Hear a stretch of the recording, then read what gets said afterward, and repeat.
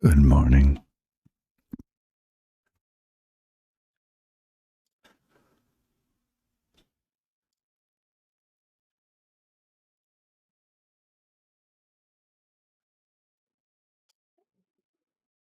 Just getting set up here. Give me a minute.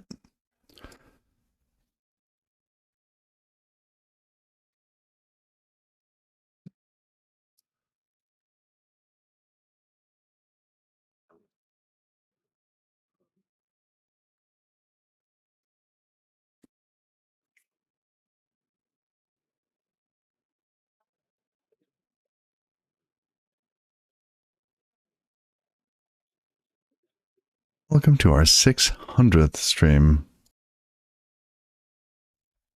715209. Good morning.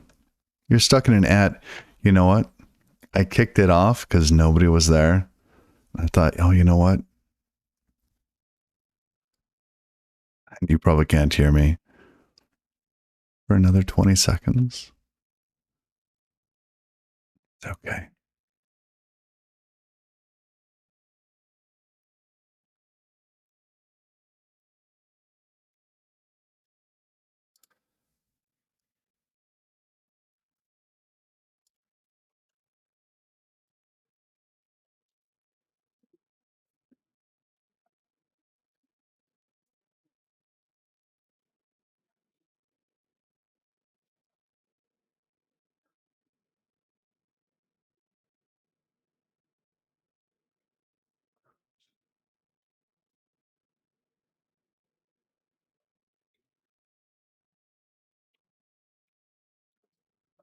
There we go. Sorry, just getting set up still.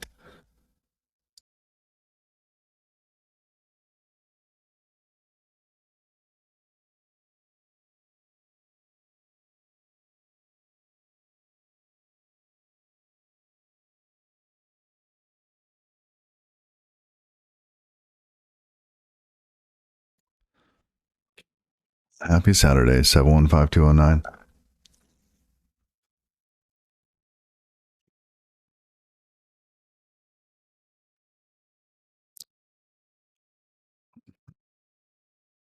I usually start the stream and kick off an ad right away because it clears the ads for like 20 minutes. I think you just happened to land in that. You were so prompt. So prompt. Just give me a couple more seconds next time.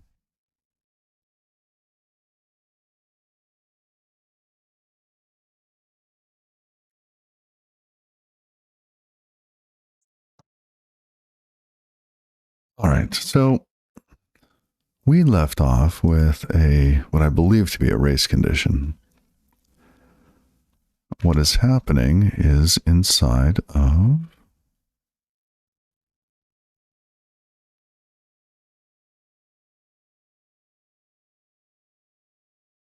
I think it's run database stream. So we're in sync manager. I say, hey, run this. It kicks off a task.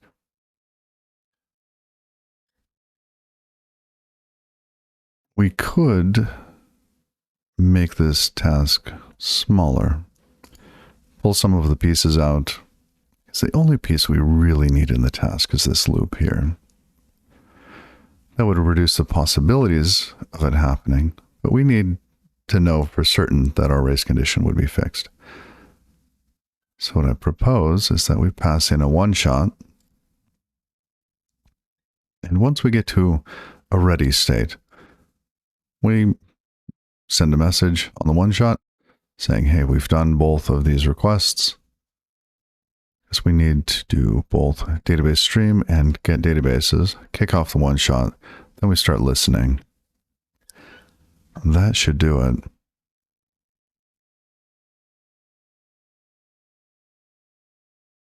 Also, I like the idea of pulling these outside of... Oh, wait, they're in a loop as well. That's right. Nope, we're stuck. We really do need them in the loop.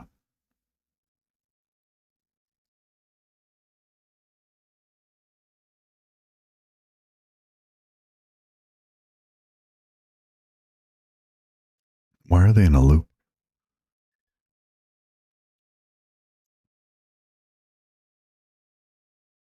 In case of an error?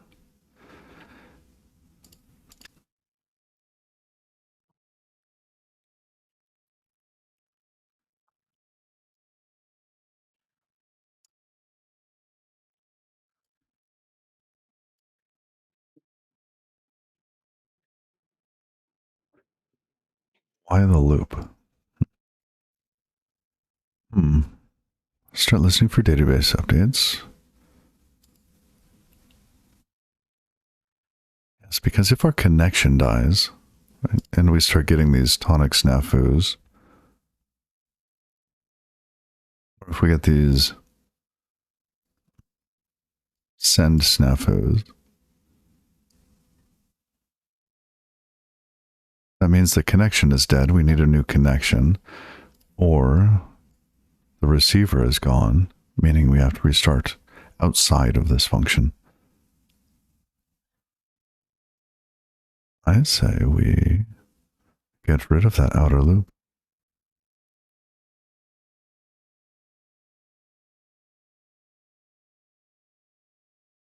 Note to future self, if you're going to make these loop things, say why, especially if it isn't obvious to your past self or future self.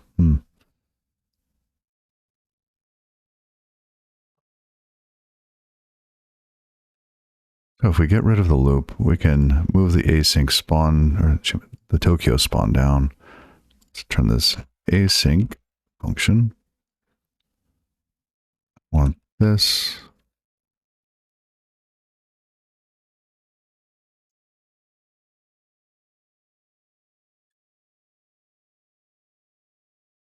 Basically move to just around this.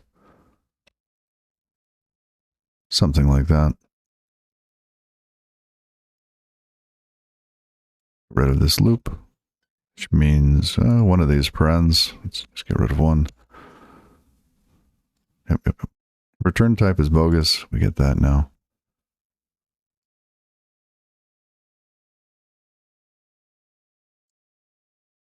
I do wish it would be...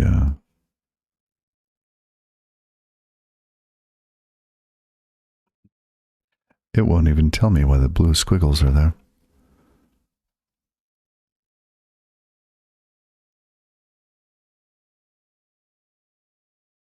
It says there's a red block here. I don't see the red. Oh, it's on the try operators. Yep.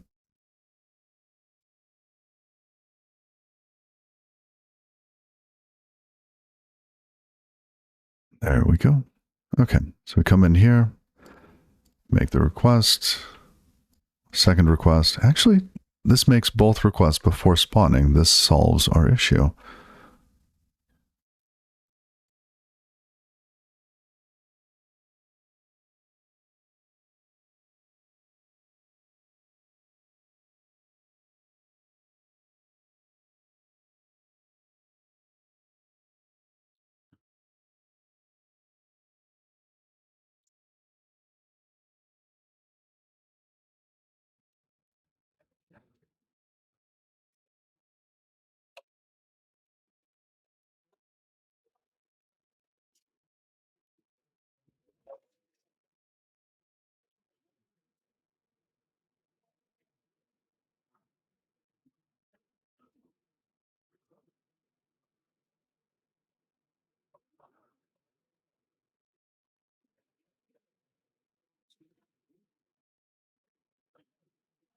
Action's now mutable, and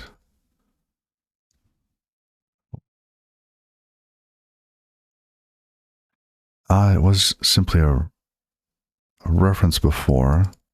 Let's go ahead and clone it here. We'll pass it in to our task. The task will take ownership of that. Now we need to await what this was being called before.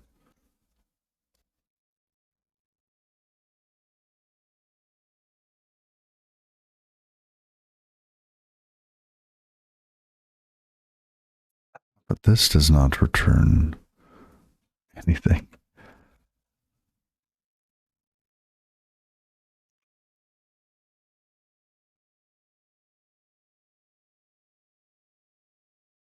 Oh, I see why it was all in a task now.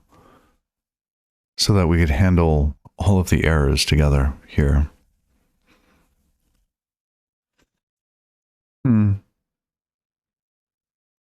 All right, past self.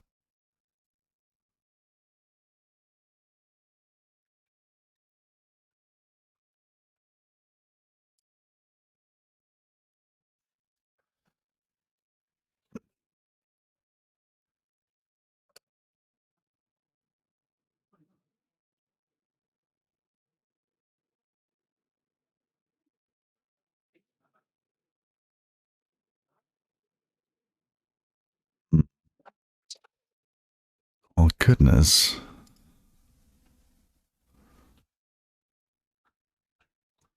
But the loop was wrong. The loop was definitely wrong.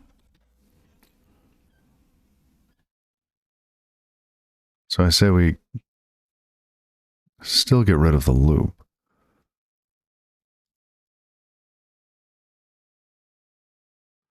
And what is wrong with not having this in there? Okay. So we'd have some error here that happens before we start processing things. It just means we would need to log an error and continue.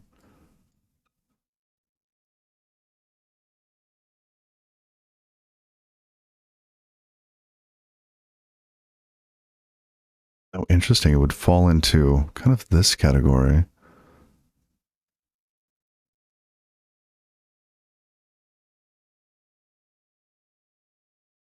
Hmm.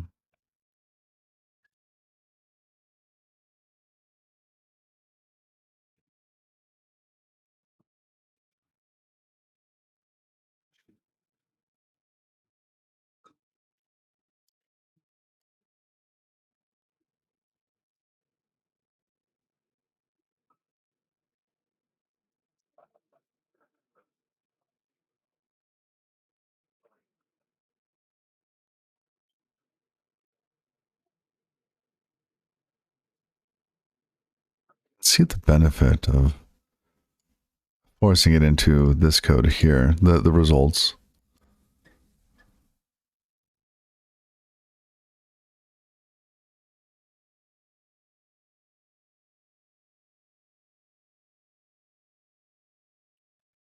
It does feel like this log join result function should also increase the connection retry count or something like the error retry count.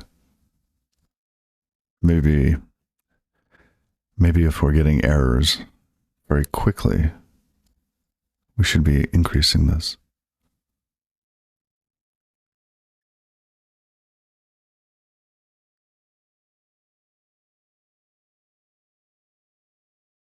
Maybe not though. Let's push this up a touch. Oops. Missed a paren. I hope that's the right one.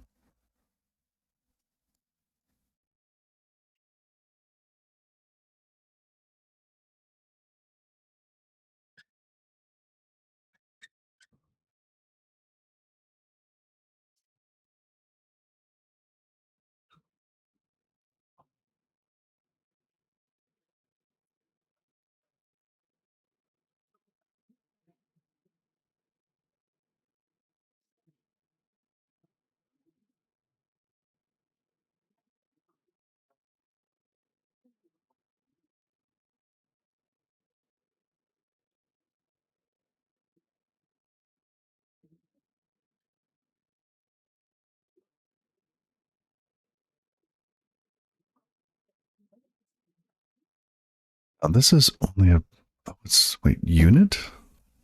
That's not right. Oh, that's right. Needed to fix that.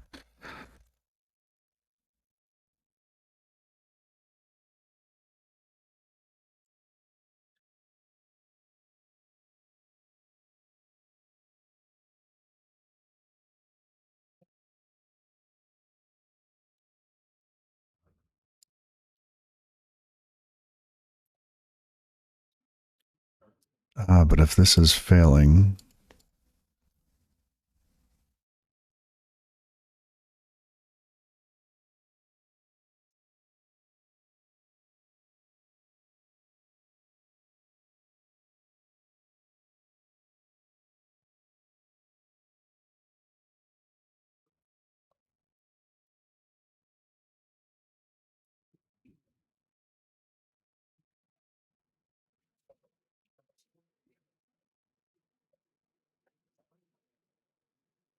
the other half of this is dead, is gone. I think we can leave it as is. I was thinking maybe we should return an error here.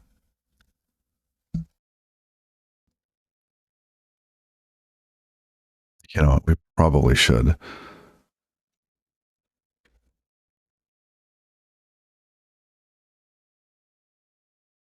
Else, everything's okay. We didn't wrap that in a own type of error.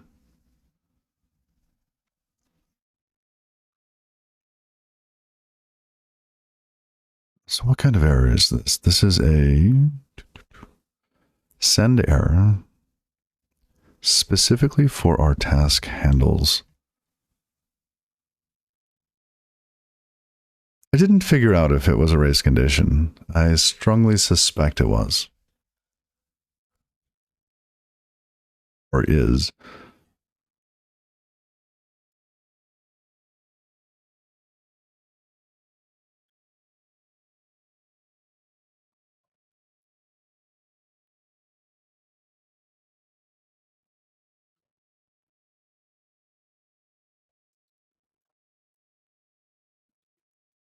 Send task handle error. I think I'm going to leave that empty.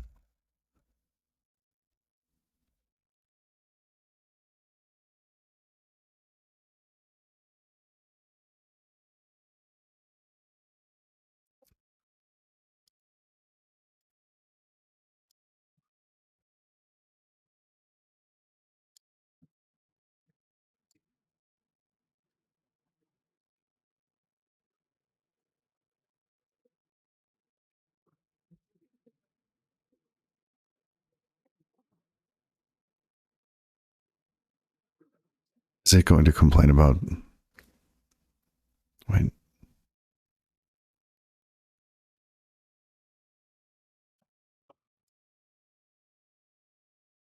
Is it on the wrong piece? One layer.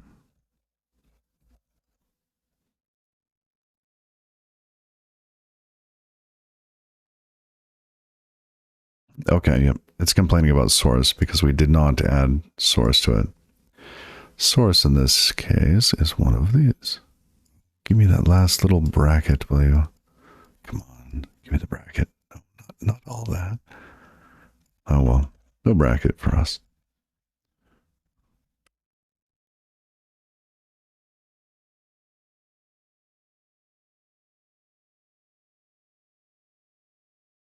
We'll qualify that as a Tokyo.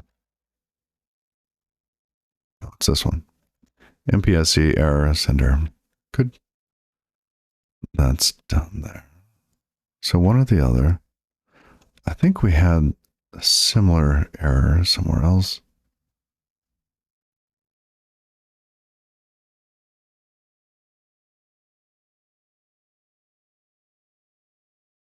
Say here, it was here.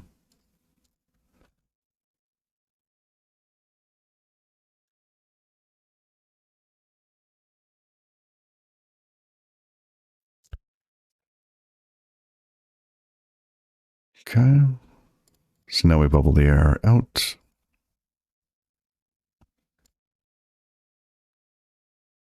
All right, and this is in the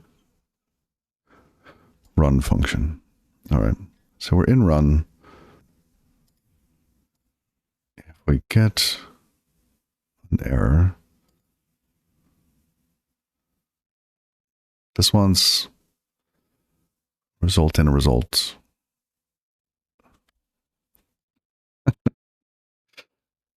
I'm feeling so lazy this morning. All right, but it's Saturday. Sync manager result.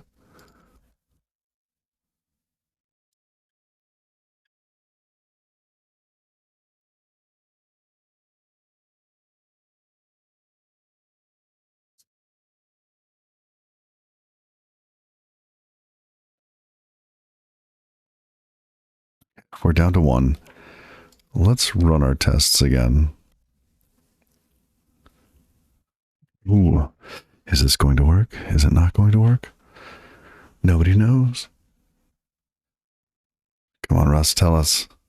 Oh, we failed. Database stream. Assertion failed. Database stream does not match database info. It's the same thing.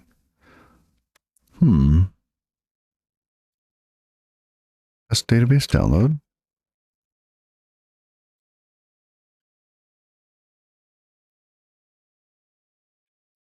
So we're getting stream here. Well, we should be getting database info.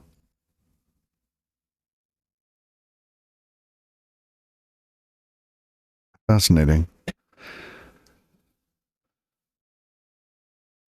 What were we getting before? Was it the same? Stream and get databases. Oh, okay. So we've gone down one. We've gone from here to here. Getting closer.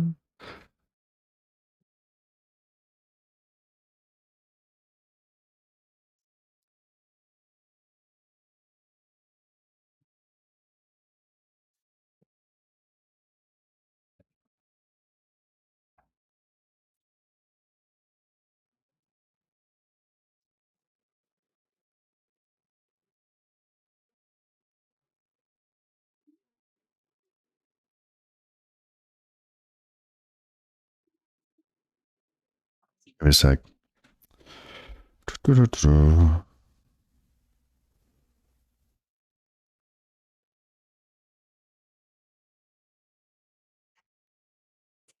Okay.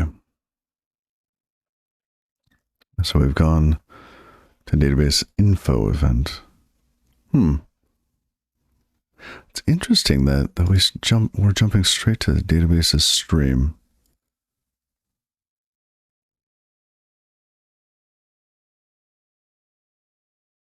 Why would we be skipping info?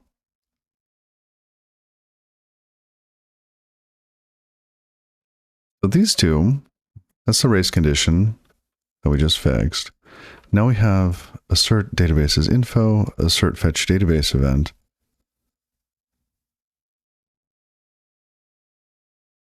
Aren't these all happening in the new data structure? Assert databases info event. So let's drill down. We have run. Run does a couple of things, checksums, and then we get into get connection. Great, we have a new connection to the archive server. We run the sync manager, and then handle errors. So let's jump into sync manager, run database stream. And this is where we were before with our task, our issue. Then self.database sync. This is a create thing.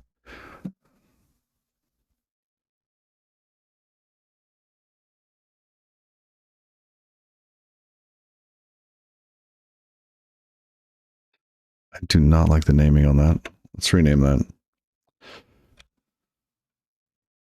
Make database sync.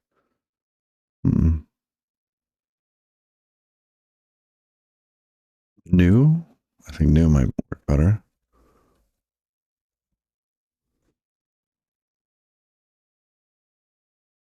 So we get a DB sync object, and we spawn this task. We look into this task, we start to iterate over the notifications of which databases exist on the archive server.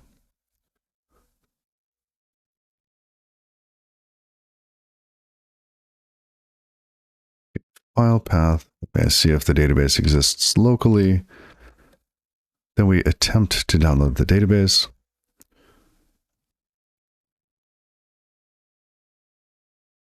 In checksumdb, we create the database, remove the file if it's... We attempt to remove it. We ignore any errors. Then we say, download it. Great. Download. FetchDB info.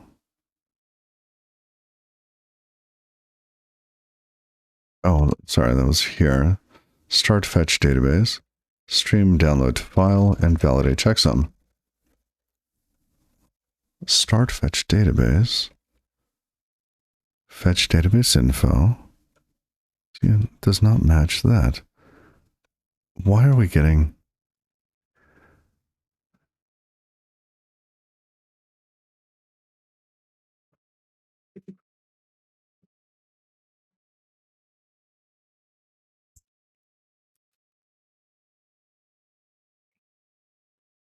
So we should be getting database info.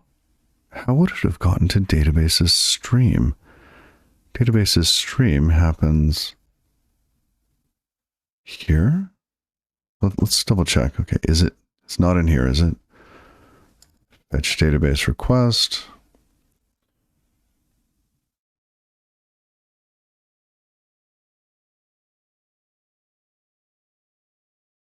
This results in the stream. Fetch database info, fetch database. Name and checksum.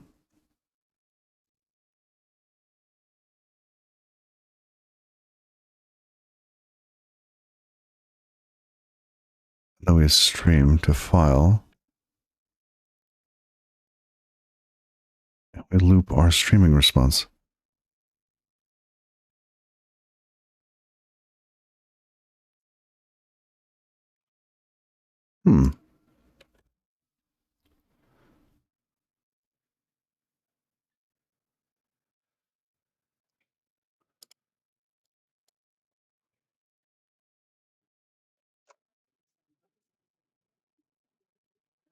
All right, spot the error. Fetch database request. Is that the same thing as databases stream? It results in a databases stream somehow. Rust compiler.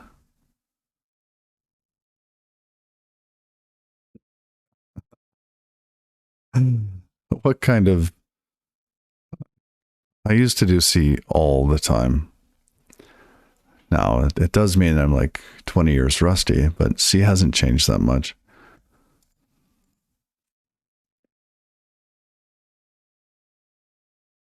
You have a little snippet in a... oh, what do you call it? Like a paste bin or whatever.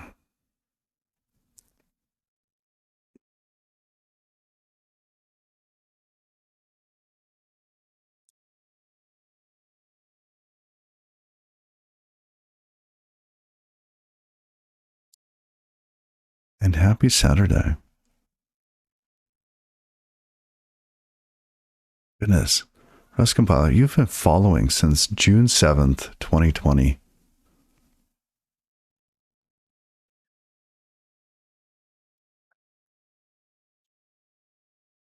Oh, just a moment. I'll be right back.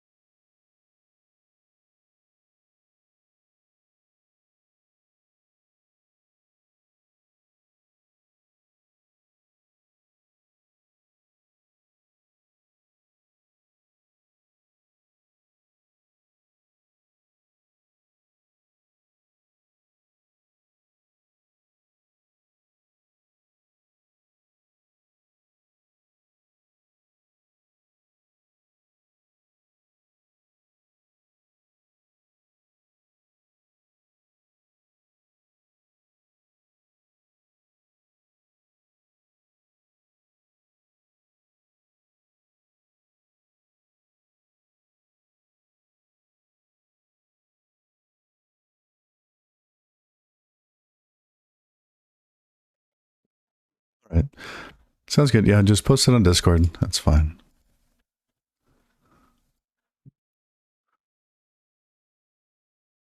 Let's see. Where is that Discord thing?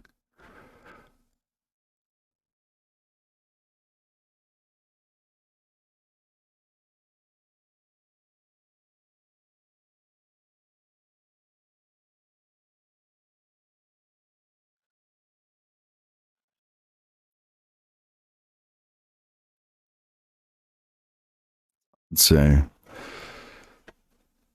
Why is the 11th index null terminator instead? It should be E character. Backing buffer, path to SOM, okay.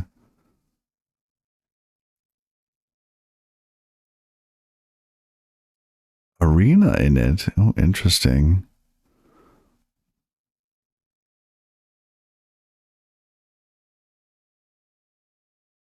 Okay, so you have a, let's see, line 515, unset char, char array, backing buffer, got it. Arena, not sure what arena is. Is this like a memory arena?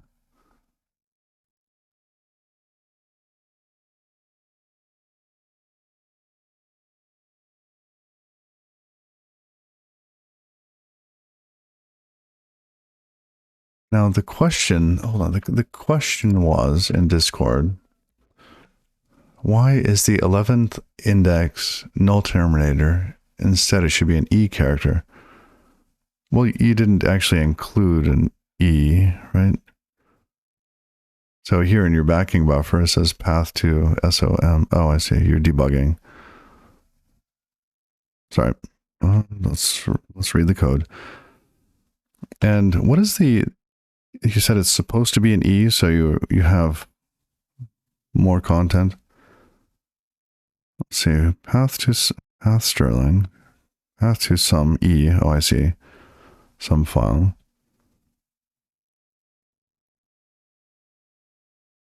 Start length. Okay.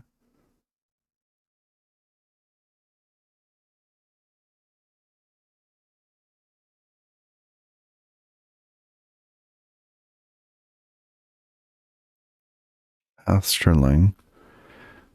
Path Stir literal. So you're copying it into this unsigned char backing buffer at the top. Destination source length. Backing buffer.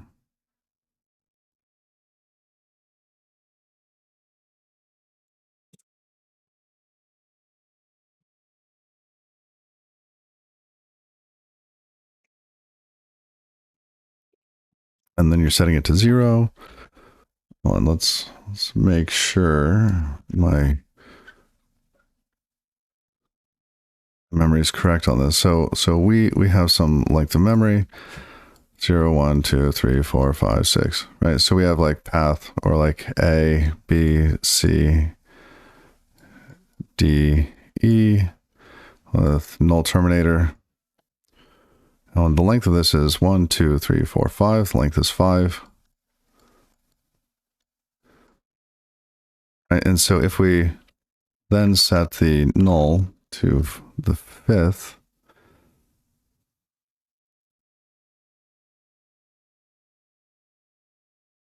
go 0, 1, 2, 3, 4, 5. It should be right there.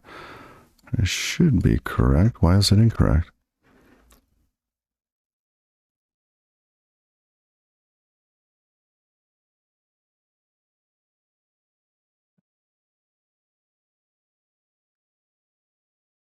Right, yeah. I was just, a little sanity check. It's early in the morning for me. That is correct. And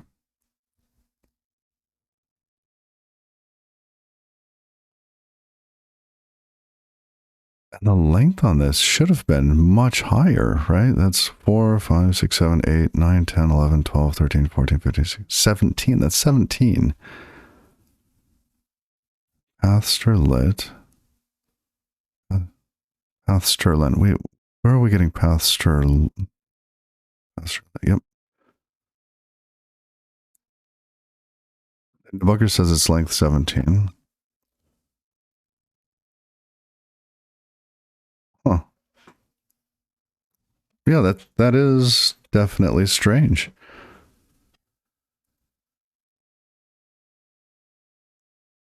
Have a backing buffer, fine.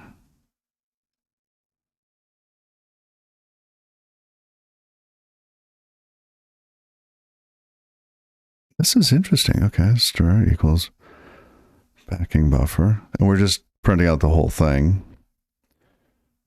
Path to SOM. Some file. It should be an E. Is it possible that this is a race condition where... No. I was going to say that you have something after this that's modifying it before it ends up printing to standard IO. But that's unlikely to happen. Lulzman, hello. Yeah, this is strange. Because path Sterling shouldn't be anything around that point in memory.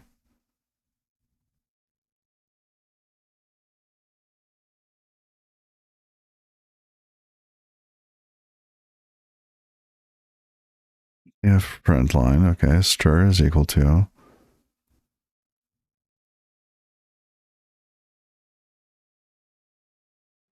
When you remove arena init, it works fine. Is arena init? Wait, what? Arena init? So when you... So this here, if you remove line 518, it works fine. Okay, sorry, I hadn't even looked up there. Arena init. So we have an arena A, which is initialized to that. Okay. Void backing buffer, void pointer. Size backing buffer length 256. Okay. Buff length, cursor, previous cursor offset, old size, old memory.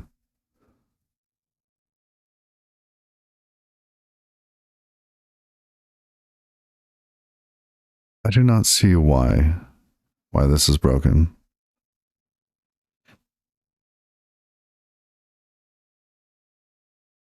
Sterling does not include null terminator.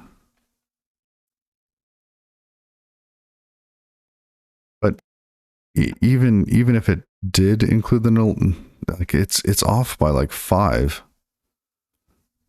Right? Because this is like what, 17, 4, 5, 8, 12, 13, 14. Yeah, this is like 17.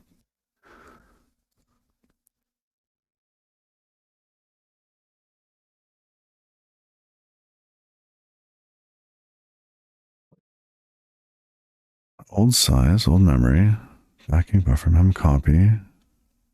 Well, the question is, why does memcopy add null terminator in the middle of the string? I don't think it does. It wouldn't. It doesn't.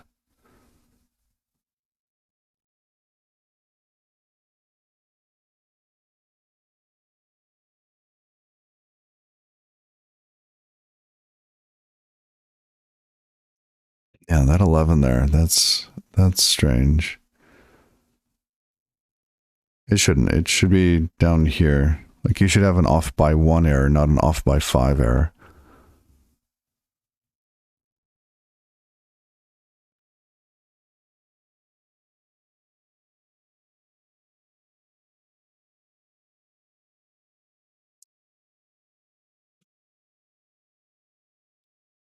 Sterling, path Sterling, okay.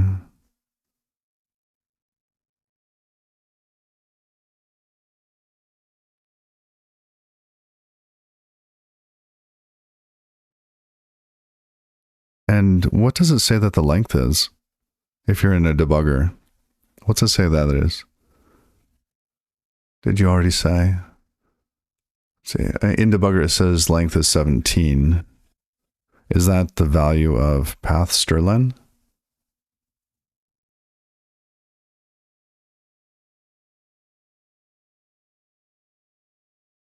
Backing buffer, path strlen is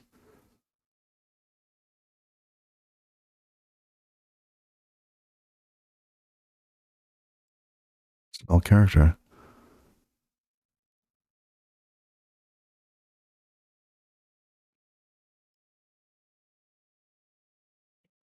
Huh.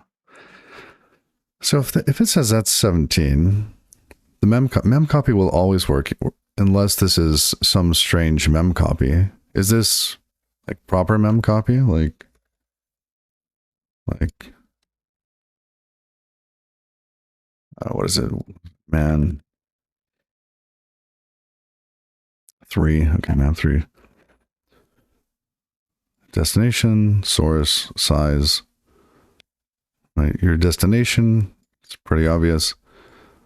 Source, and size. I think that's. Sorry for the flashing back and forth here. Backing buffer to. And if you remove arena in it, it works.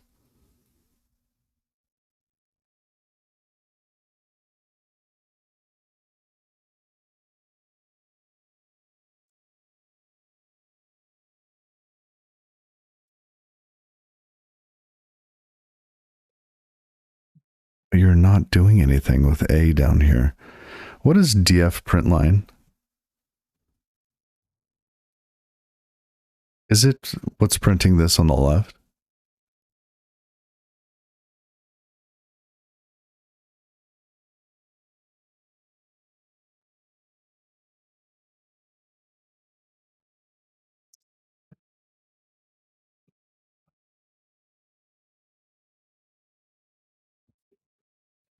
Okay, so df println shouldn't change the representation. That's good. But somehow you suspect that casting it affects the original backing buffer somehow. Interesting.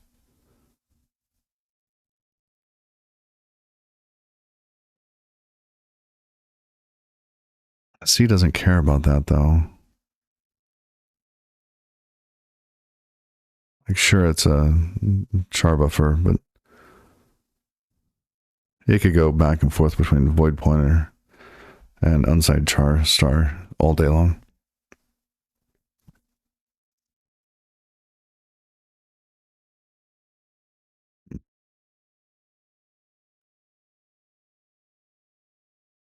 Nothing else has started up. There's not another thread. And that's just littering your memory with null terminators.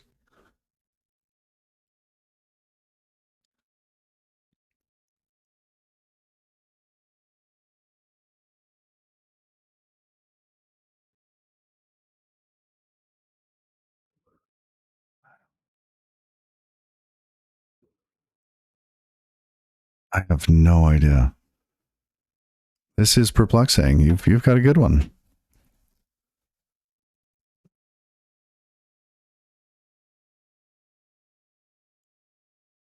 Single threaded app. You don't create any separate threads. Okay, that's good. So what is with the off by 5 error?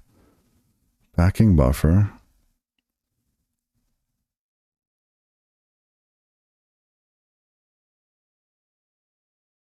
It doesn't matter that A now has that is pointing to this data. Like even if this was unsafe, right? Sure, point it to some weird place in memory. C doesn't care. And so what if you set up a pointer to go someplace?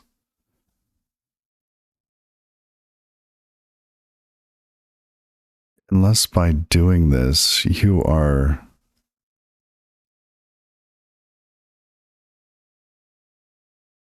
Unless by doing this, you are. Oh, wait.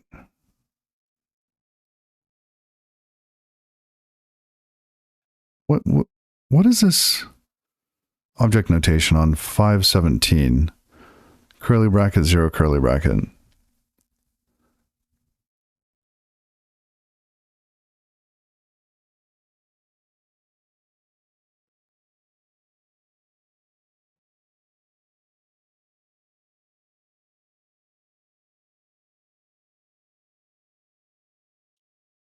It just inits all members to 0 for A.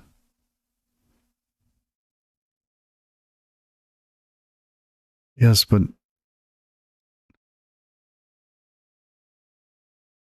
okay. So this is not in the heap. It's on the stack.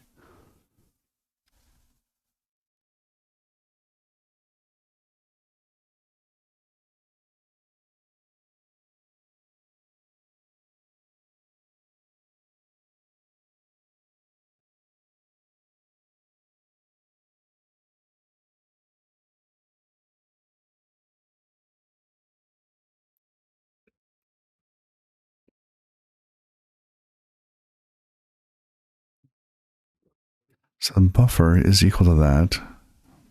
Backing buffer length, current offset, previous offset.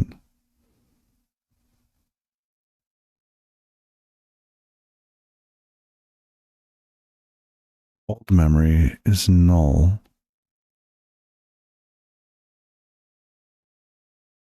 Are you sure it's initializing everything to 0? Because if any of these could be pointing to this location in backing buffer, like you're setting things to null. You're setting things to null and zeros in here, right? So anything in here could have set backing buffer that point here to 0.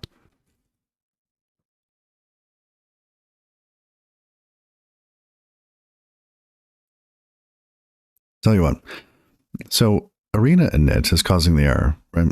Because if you comment that out, it's fine. Let's do a binary search, right? Comment out 508 and 509 and see if it still happens.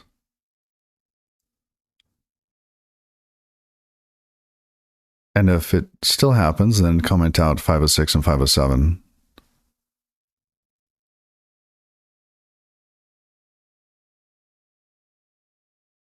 I suspect it's one of those.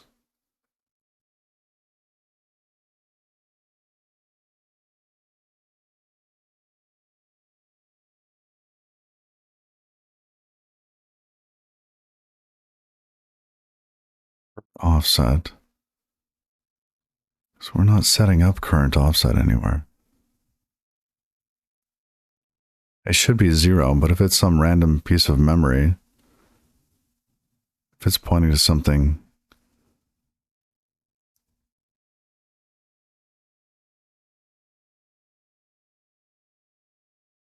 I would like to ignore offset, but you are using them. You're setting them to 0 here, and we are looking at something being set to 0 incorrectly.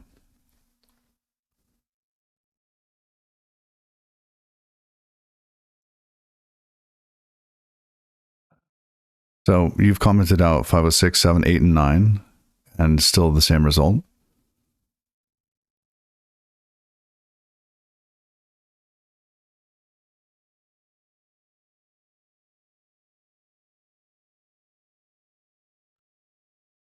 You said earlier that if you comment out 518, arena init, the problem goes away. So it must be in here.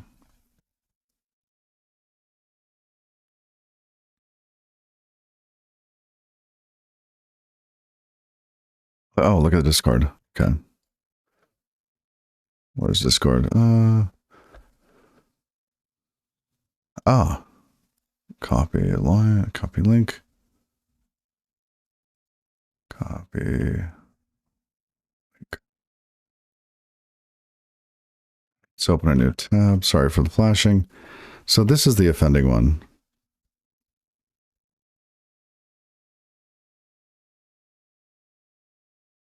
Really? That one. So out of this whole thing, this 505. Oh, wait. Oh, no, it's 504.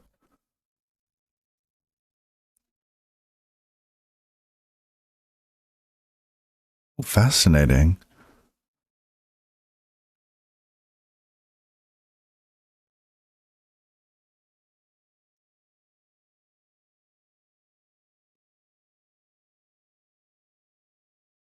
This doesn't make any sense. Void charm.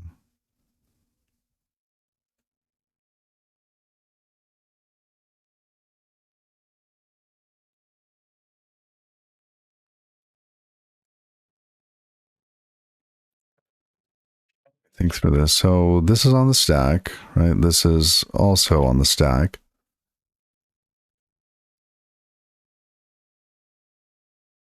A reference to something on the stack. Boom, boom. If we come in here, get that.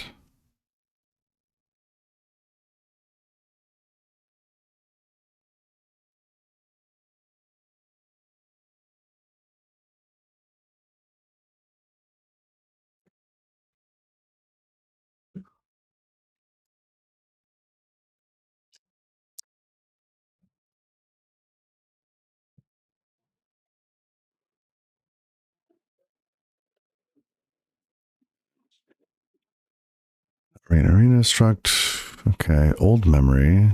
So we have buff, old memory.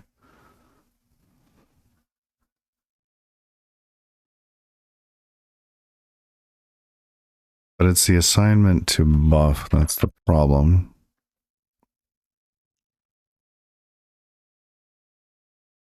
Charm.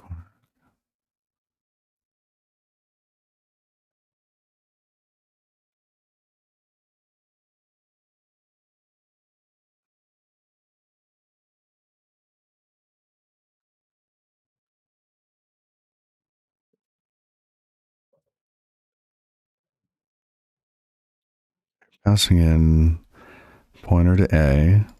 Passing in backing buffers pointer, the length. And in that, when a buff is assigned to that pointer, it causes the issue. Because A is what? A is...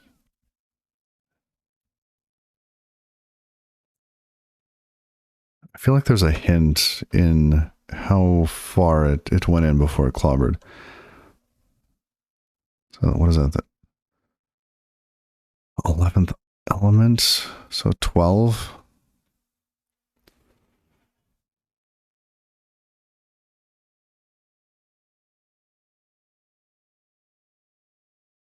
Hmm.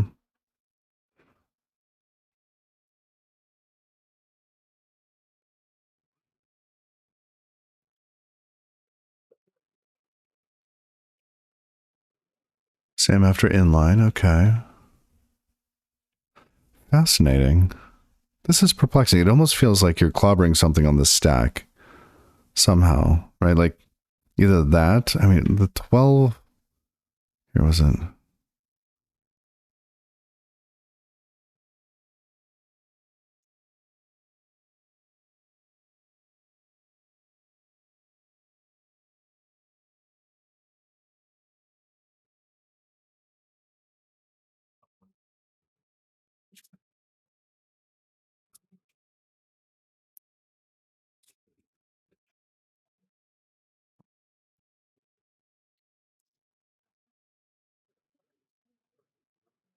It's bizarre because afterwards you do the mem copy, but it seems as though it's changing up here. Like on line 515, you have this backing buffer. You do not have anything in it. It's empty, right? It's random data. You initialize arena init with this random data, and somehow this line causes the issue.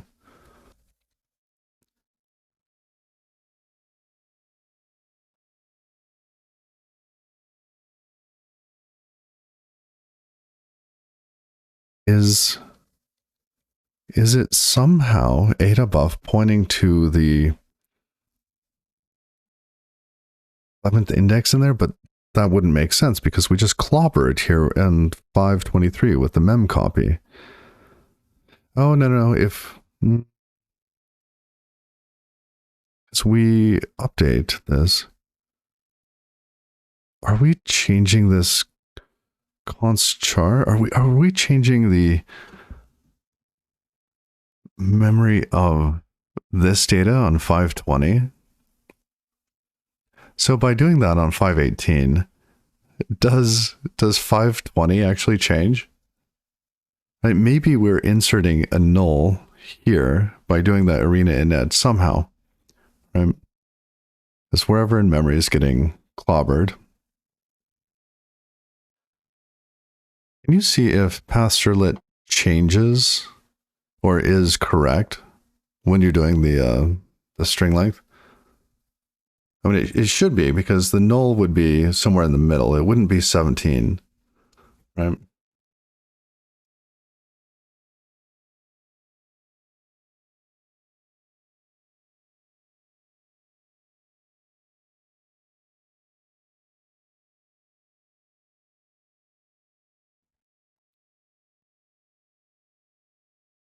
I mean, it's very strange that you would get this and it would still be 17.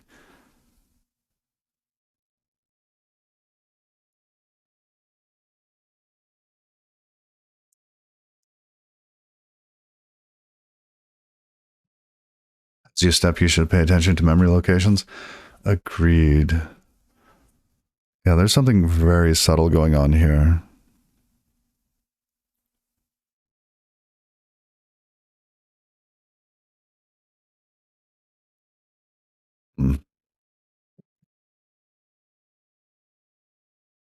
This is perplexing.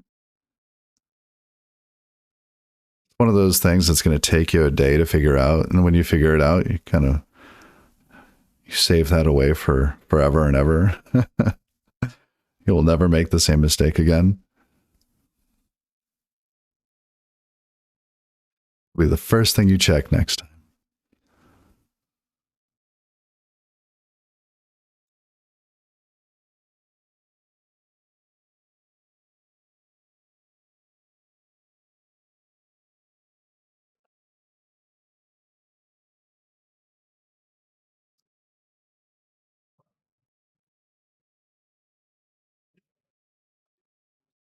Assign char buff.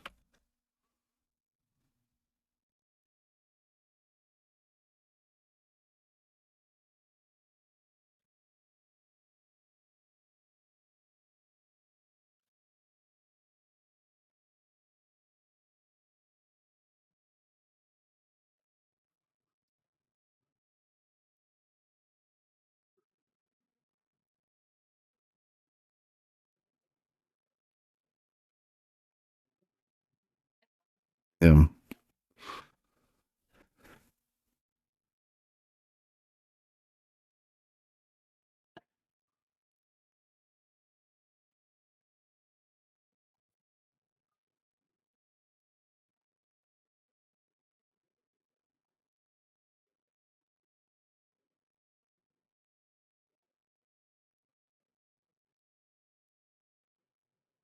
Yeah, you should definitely just step through this line by line, watching memory locations, seeing what actually happens. When you run this line, check to see if it's setting this const, like if it's mutating that const somehow. Because the compiler might be optimizing this to the point where it knows at compile time that the path strling is 17. And so it doesn't actually do the work. But you might be mutating the data. And then later, when you do the mem copy, it's copying the mutated data somehow. I'm just not seeing it.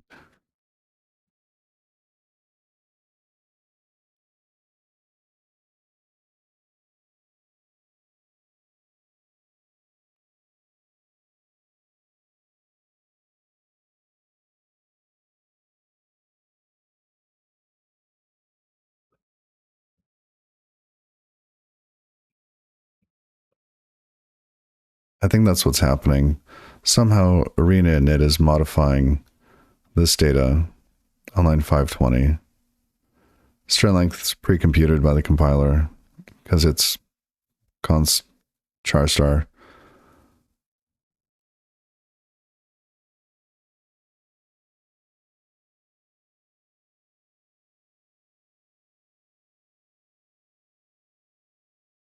Would it be off by? It's so odd for it to be off by this consistently. And it's always the same one. Points to the same address. And when you do that, definitely check to see if this const memory has changed. Like print that out. Do like a, on between 520 and 521, print path strlit out to standard out or something.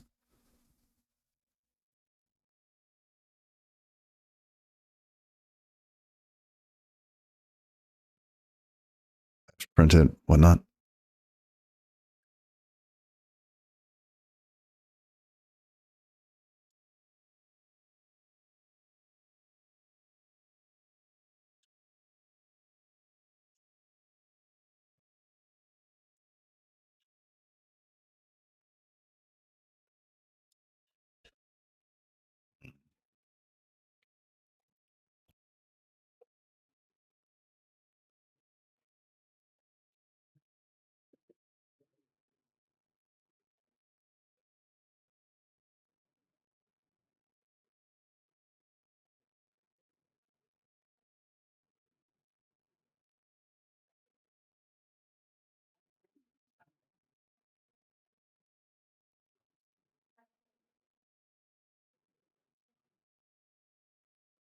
Oh, it's printing it as expected. Interesting.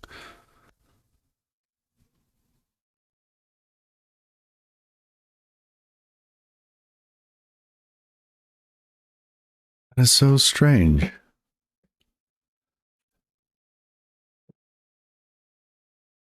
Same result. Okay. So it's not a compiler bug. I see you tried it on both CLang and MSVC.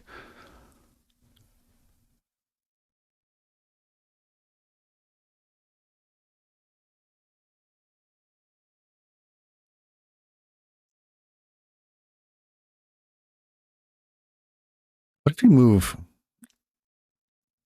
520, 521 up above 517?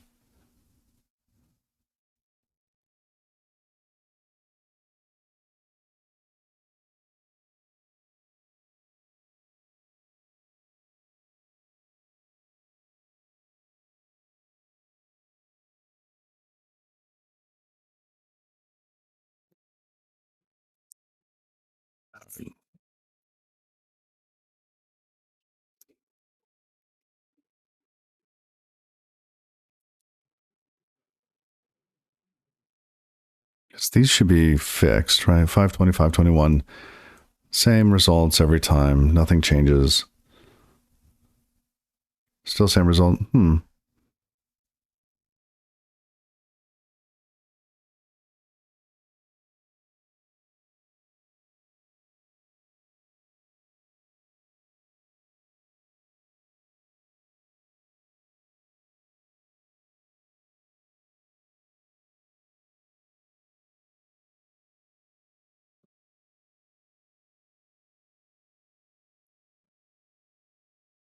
Backing buffers.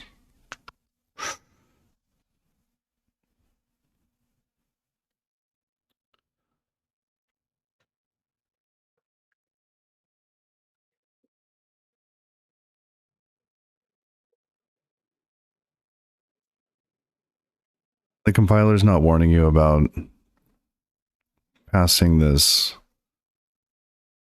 I find it strange that you have this unsigned char star here that you're passing into area init as a void pointer.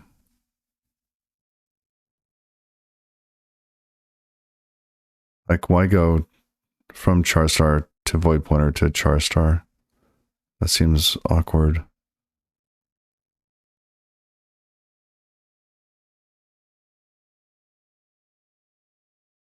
You said it was line 504 is the culprit. Backing buffer.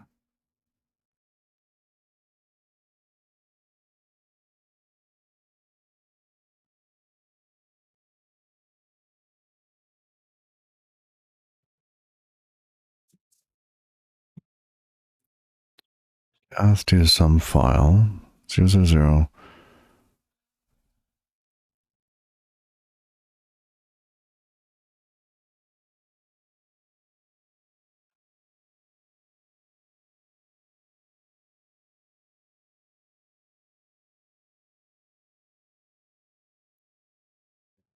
Set here for just for fun. Set the contents of backing buffer to like all Z's or something, all capital Z.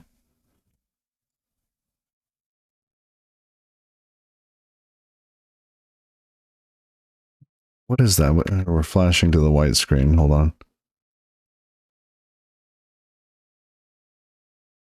So you ask, could it be that copying char pointer type into buffer of type unside char is the issue? Aren't they the same types?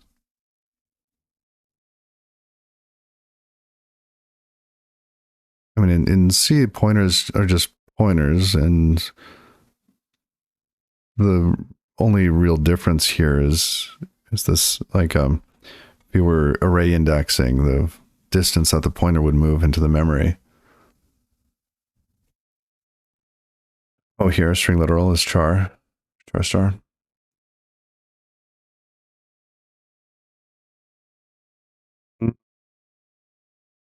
No, you could probably move that out of the function even, right? And it would still result in the same thing. Well, maybe, I don't know.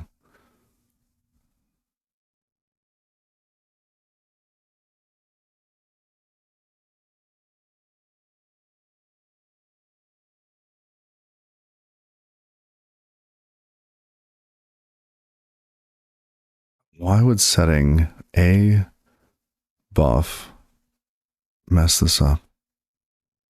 That one little piece. So we get to arena.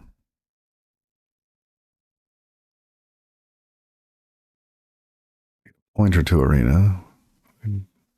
Dereference that. Set buff on it. Do this thing. What if here, just for fun, on 518, instead of calling arena init, just set a buff like you're doing on 504.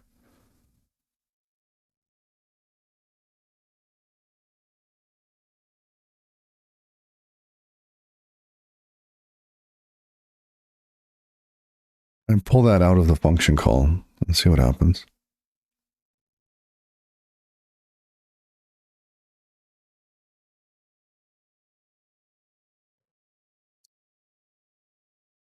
Size t length. Same result. Okay. That is so strange. Yeah, exactly. So a.buff is equal to that. And you're getting the same exact result. But if you comment that out, it works fine. Yeah. Oh, this is bizarre. This is so strange. I moved 504 up.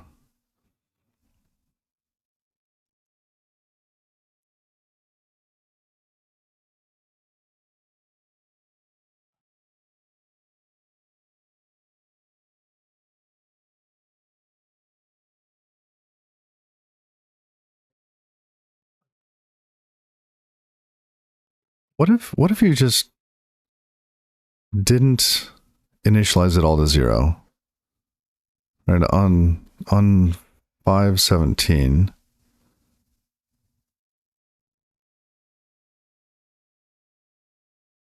That doesn't even make sense. Like, because all you're doing is setting it all to zeros, and in the debugger, everything is getting nulled out correctly.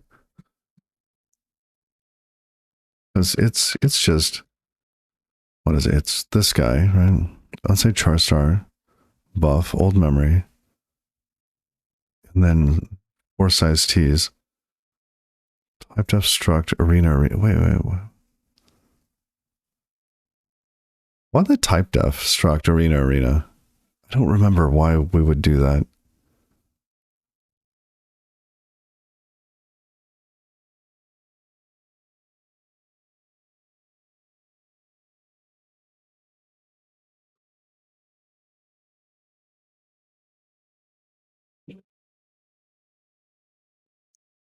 Okay, and you said that, sorry, you got a couple yeses there. Yes, memory is nulled out correctly.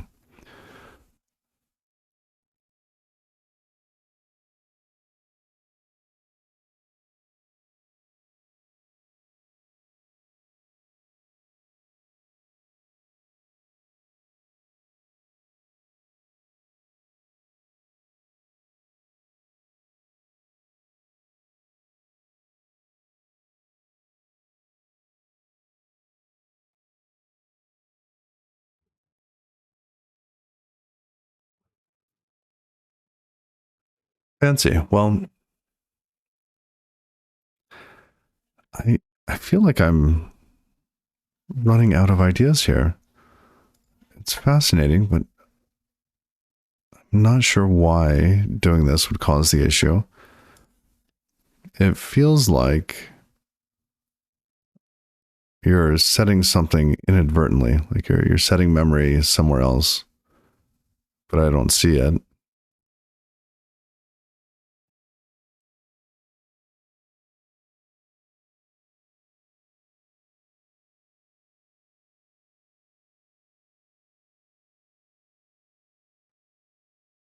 I do not get this type def struct arena. What does that do?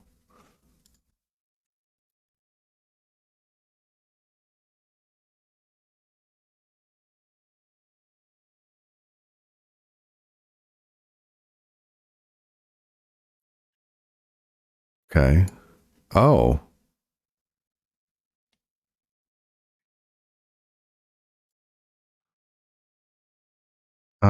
Yeah, I have a C compiler myself.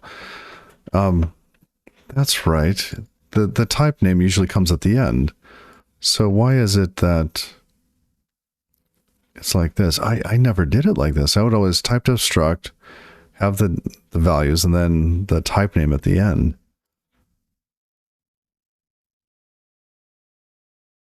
And is it possible that this is say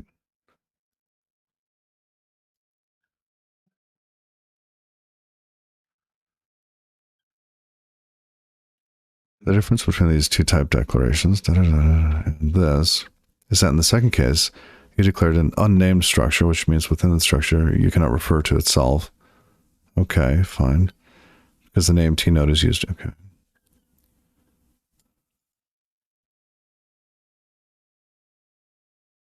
Another difference is that you declared a pointer to a structure. There's no need to have a complete definition of the structure. You may write.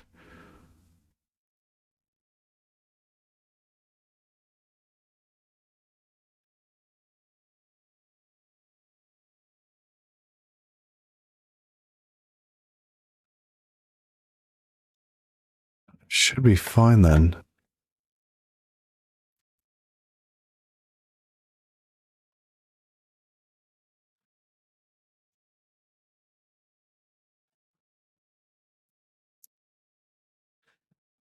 Coding is fun, right? Like this is bizarre.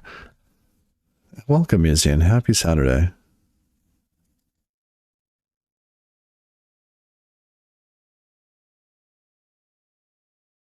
So here, yeah, flickering back and forth between white and black screens here.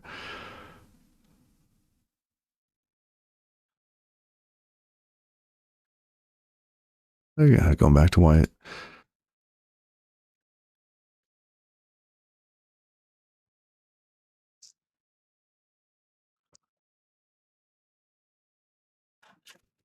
I love this. Oh, Museum. Typed works in phase 3 of the compilation process, which happens after macro expansion. 8 total phases for C.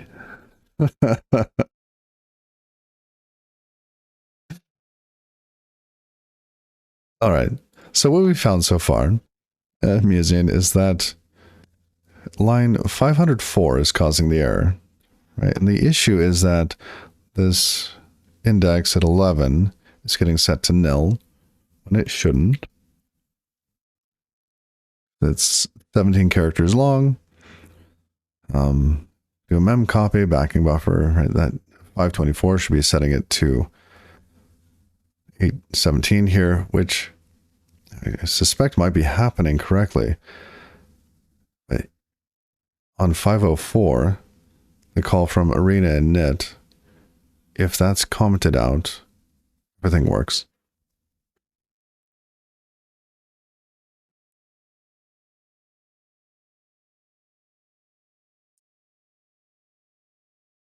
Kind of crazy. I don't know. I would have gone on already, but goodness, it's just perplexing.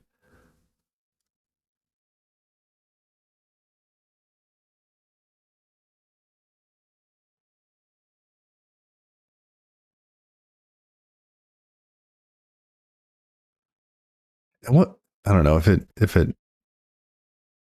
so going back to the white screen here.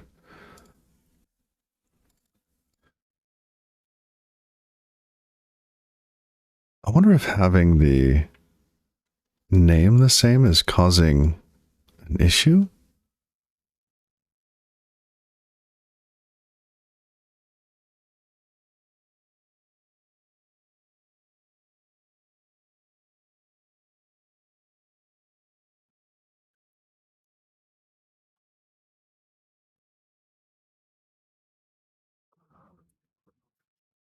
All that typedef is for declares, so it's in scope. Yeah, I get that. I've never seen the name defined twice.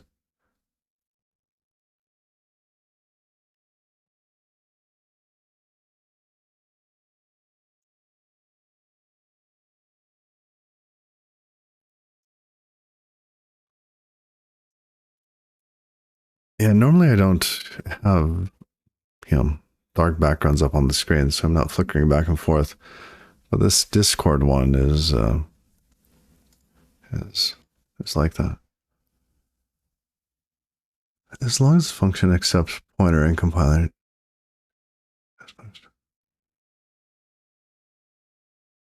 You can read it as typedef struct arena as arena.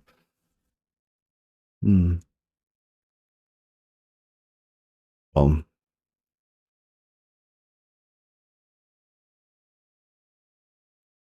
so you basically declare the struct arena and then give it a name.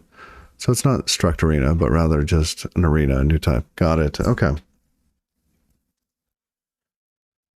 And then you define it. So you for declare, then you define it. Oh, perplexing. Oh, I see. Without it, you'd have to use the type as struct arena everywhere you use it. That makes sense. So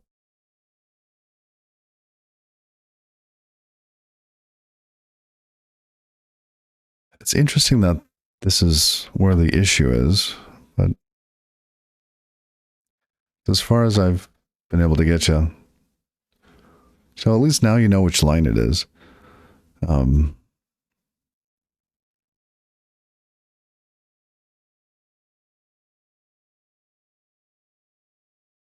I see. The name after the struct thing in the struct foo is just another shorthand for it, but not for declared. That makes sense.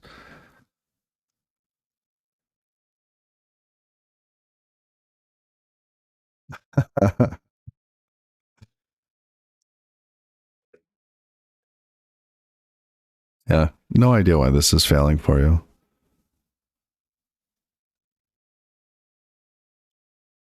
But it does appear to be that line.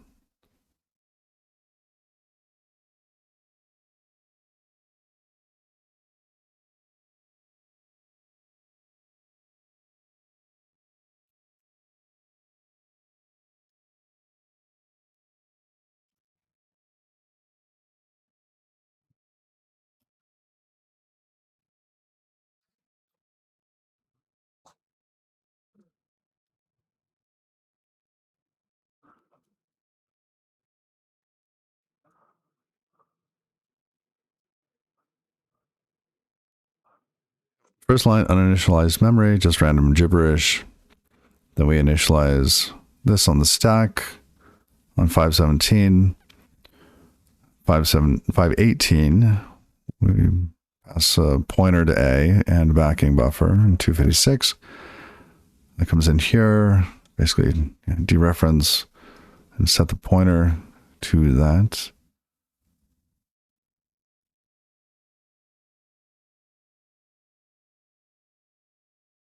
A pointer at that point.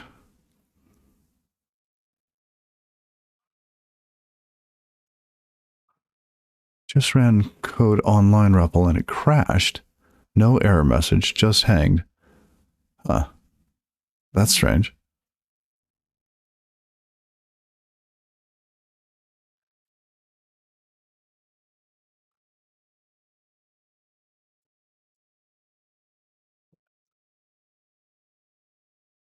It's almost as if line 504 is modifying the memory for the path strlet, and then later it's copied into the backing buffer with the modified memory in it.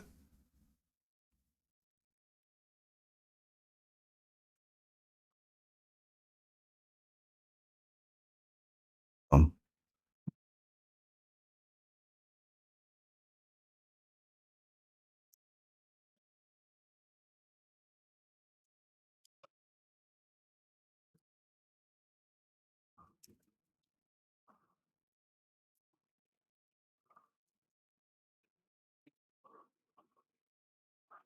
literals are in the static scope, so it's not that. Okay.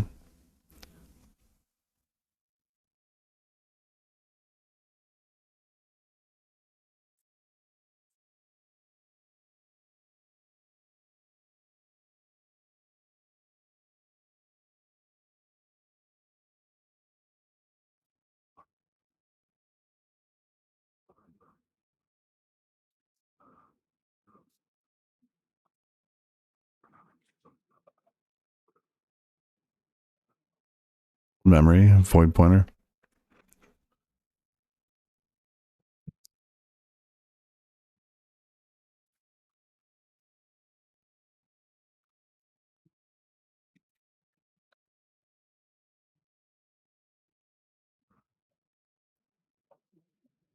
Oh, and basically commenting everything out except for this one line causes the error.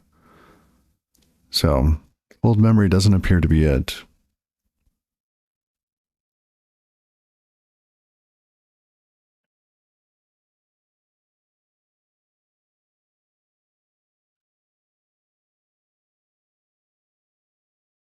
Path is some files. Okay.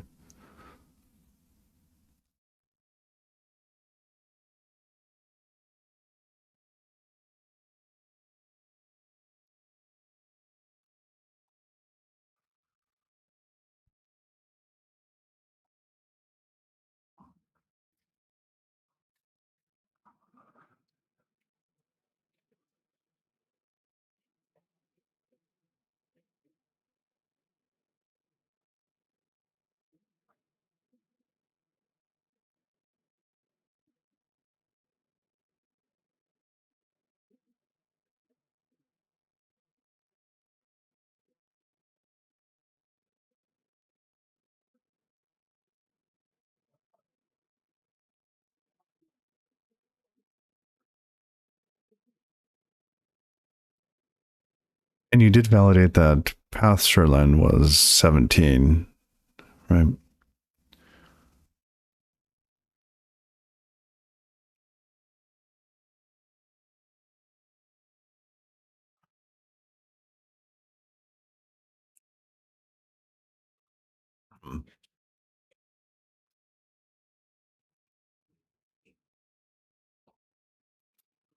Okay.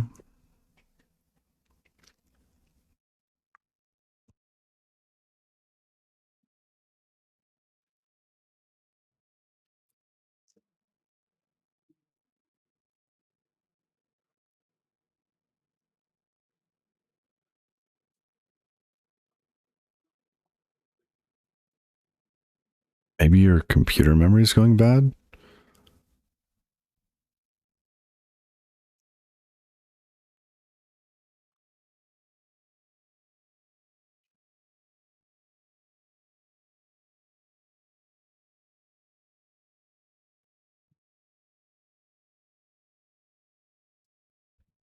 Trying to think of all the possibilities. Always in the same spot. That'd be amazing if this was loading and running in this exact same memory location every time. It's on your machine.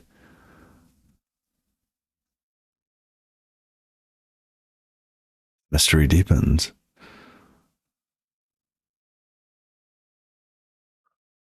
Man, this is a good one.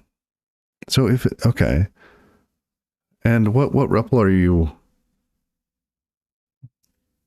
Which REPL did it work on? And you said that you tried it in two different compilers locally and got the same result. What was it? You used the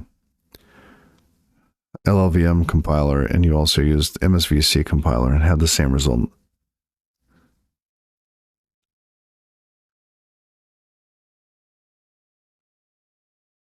Hey, MouseX.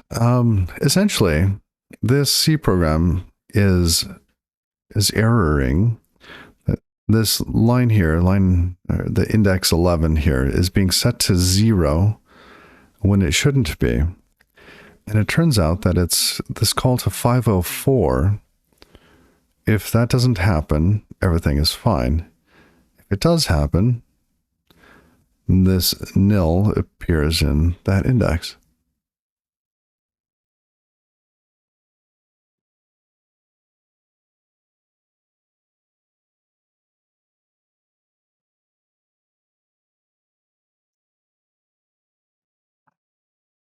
Maybe there's some optimization that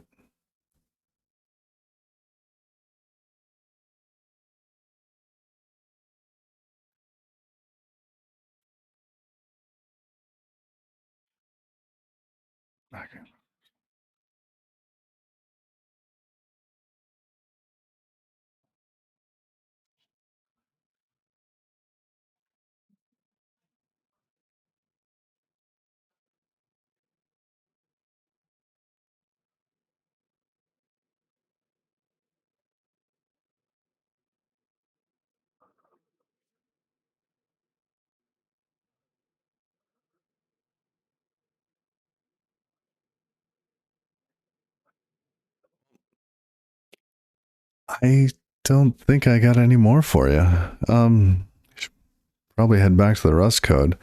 This has been good and perplexing.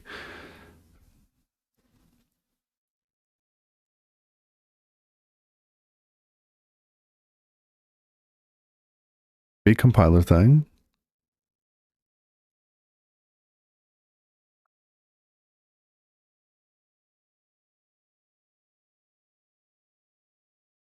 Ooh, do you have the bug still if you mark the backing buffer as volatile?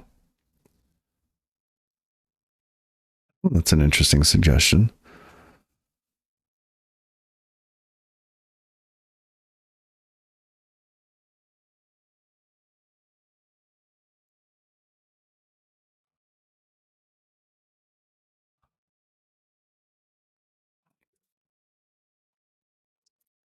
It's also an interesting suggestion. Lobsang 2. Godbolt disassembly.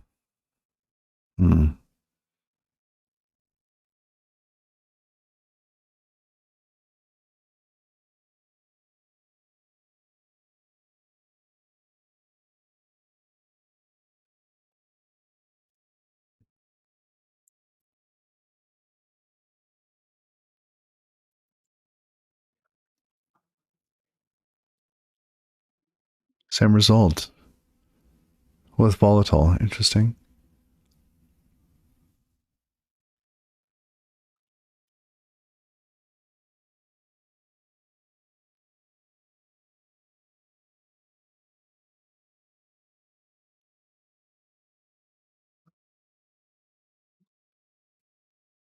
Here, do you have the text for this? Can you toss that in Discord for ArenaNet main, just up to line 255, right? We don't need the whole thing. And then struct.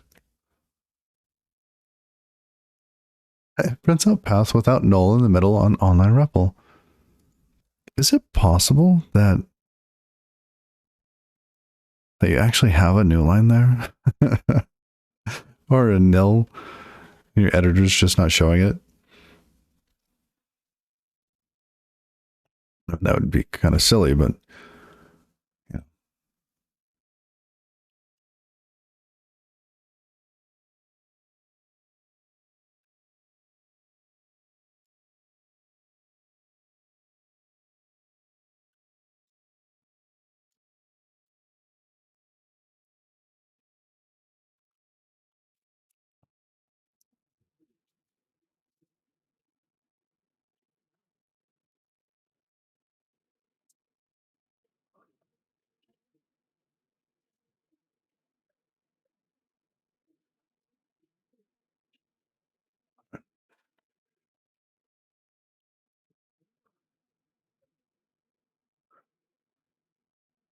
Replacing the E, so it'd be weird. Yes, that is strange.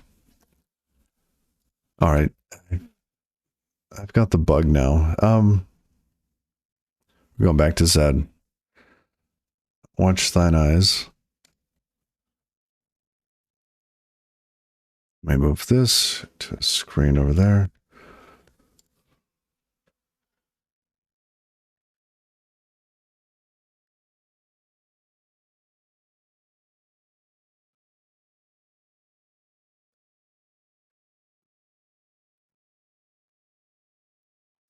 Oh my goodness, it's been forever since I've done C.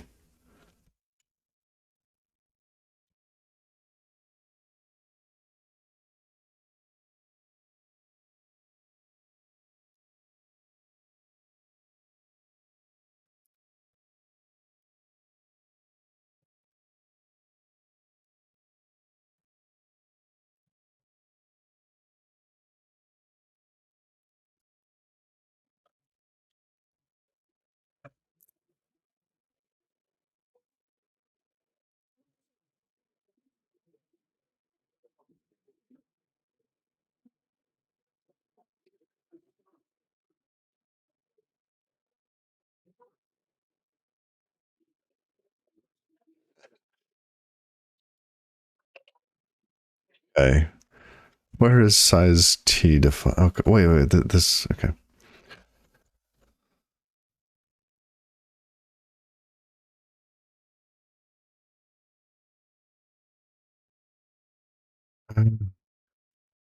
So we've got that.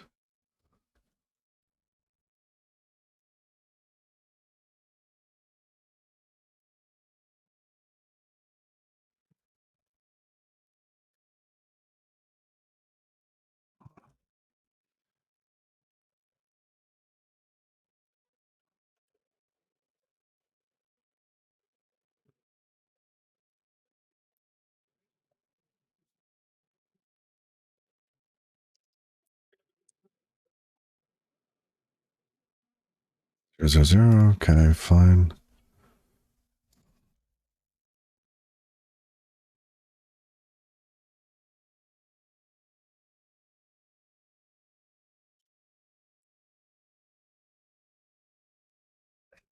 Zed is just doing C just fine.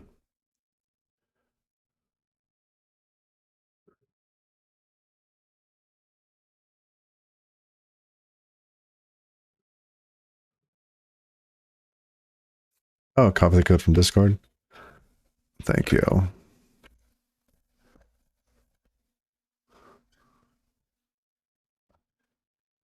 I don't see it in Discord.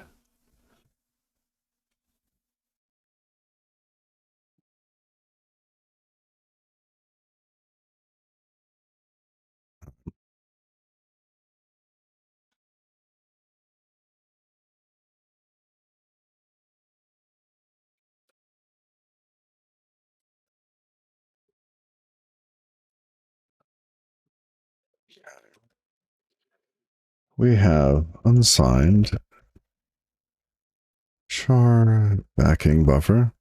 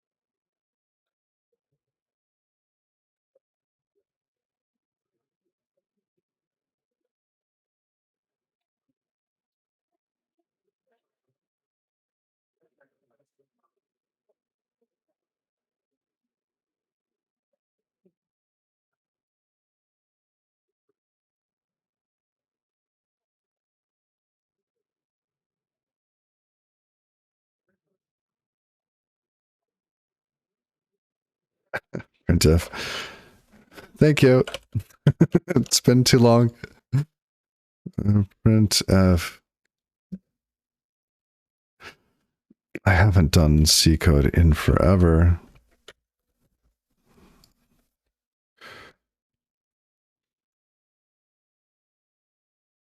Path to some files, so it's working fine for me.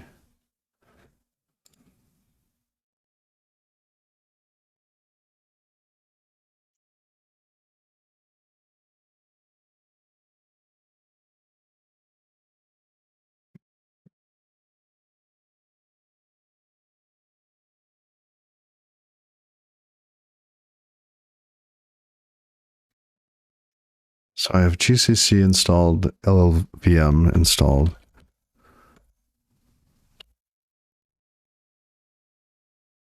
And of course, Rust.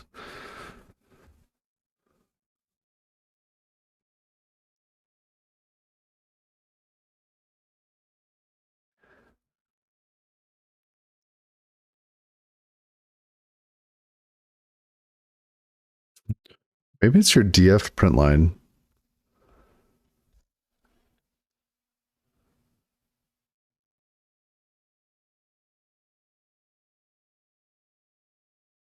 But you were showing this. Sorry, this looks like the debugger window. Oh, it would be so nice to have that with Rust.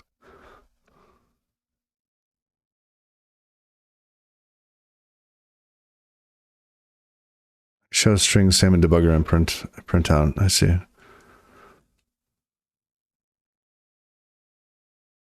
Inserts a null term at memcopy. It inserts null term at memcopy. Interesting.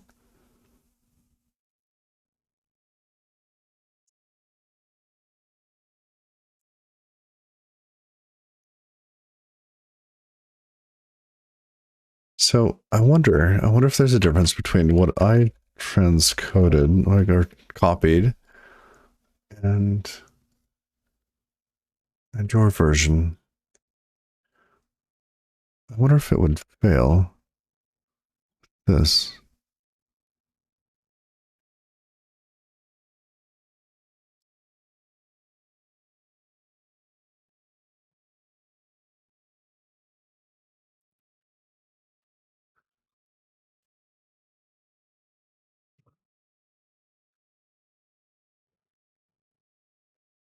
Save.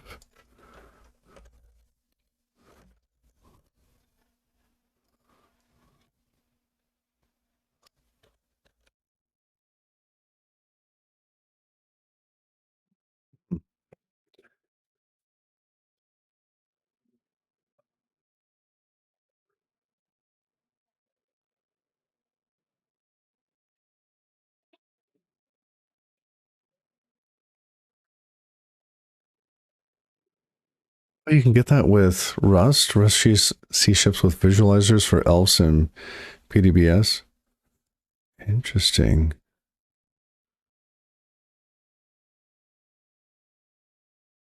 And on OS 10, would I be using PDBFs? I don't remember. What is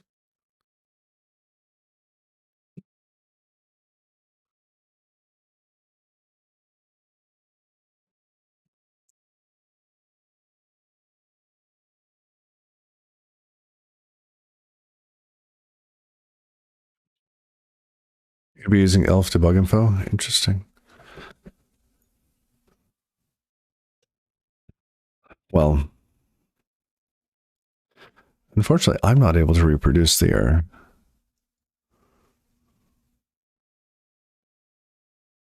Oh, that's right. macOS doesn't use GCC any longer.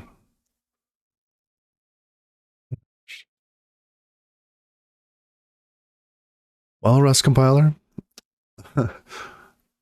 your C code, I'm not able to reproduce a problem either. It is looking more and more like your setup. What versions of those compilers do you have? Are you running like a antivirus or something weird?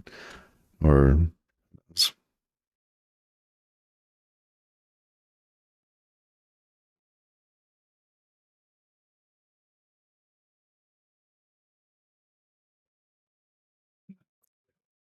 interesting. DApp will talk to LLDB and or GDB.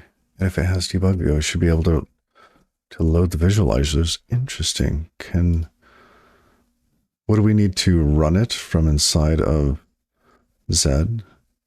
So here I'm gonna nuke the two new editions. Failed to open. Delete.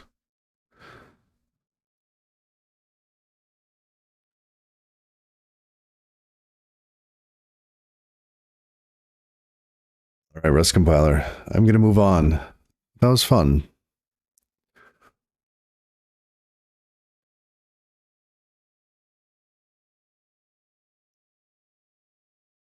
That's perplexing still.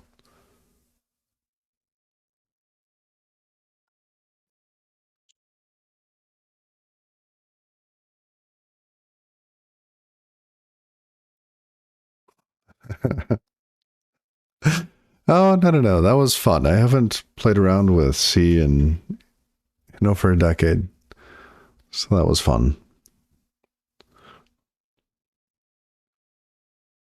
Move some of those cobwebs.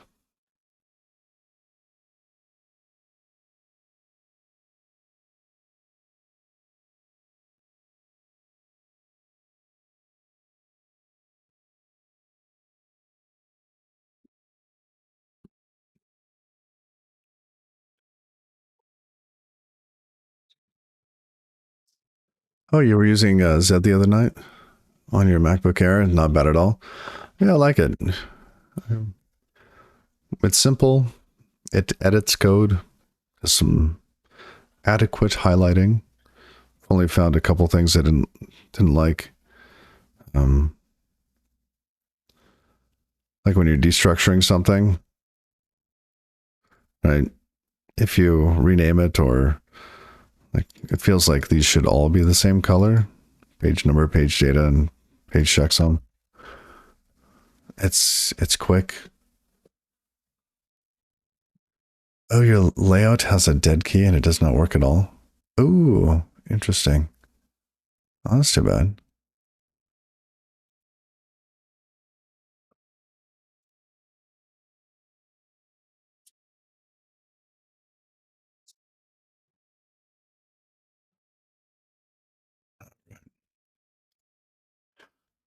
So let's pick up where we had been. It does not match server events database info.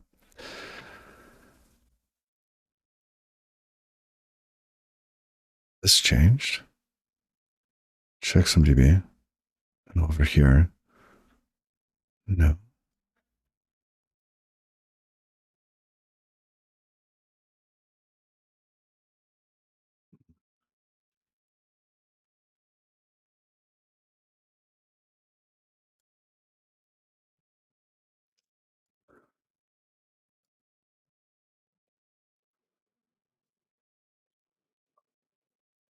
It's very, very similar, the way it interacts with Rust Analyzer.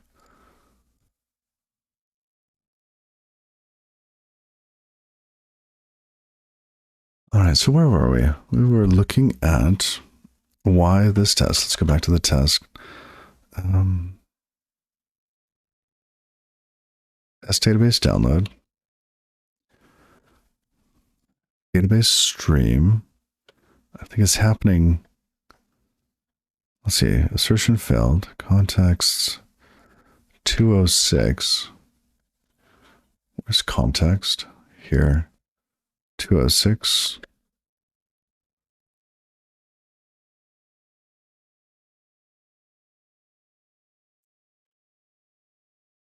Assert fetch database event. So here,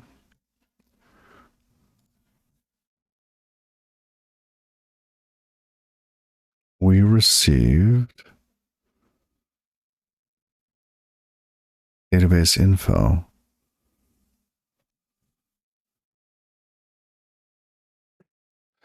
Did we receive 2 database info events?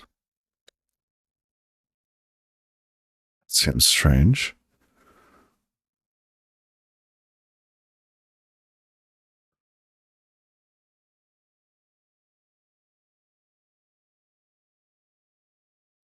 Maybe I'm looking at this backwards.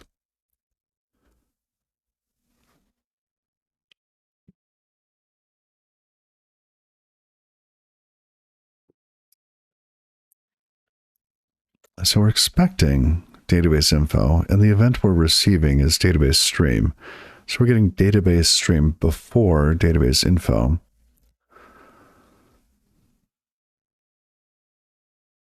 That's odd.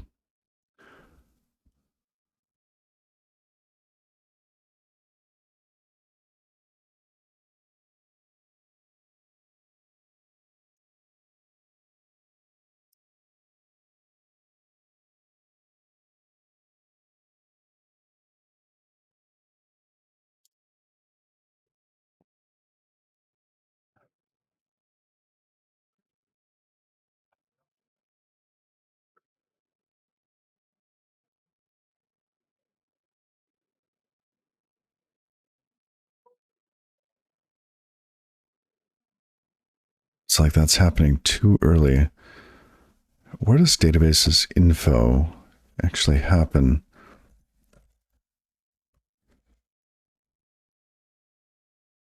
Should be a database information request. So here, in sync database,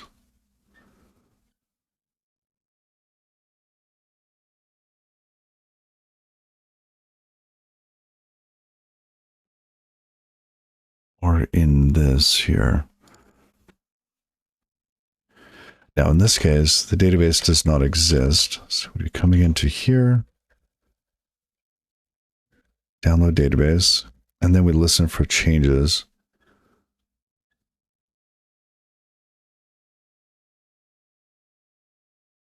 Did we loop? No.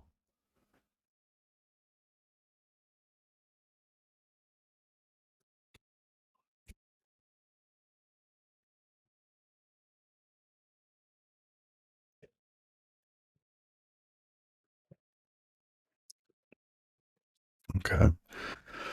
Create database, remove file, download database. Probably in there. And then if that worked, we start listening for database changes.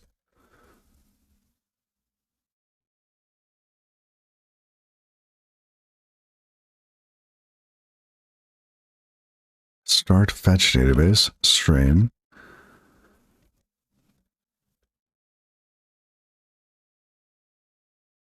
And in here, we get the database information response as a result and the stream.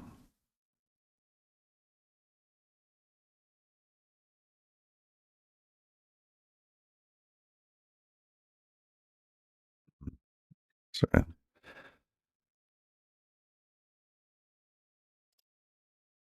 So we're expecting this here, but we're getting database stream. Database stream.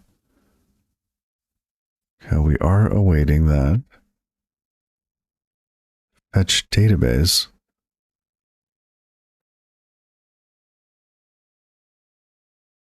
And then stream to file.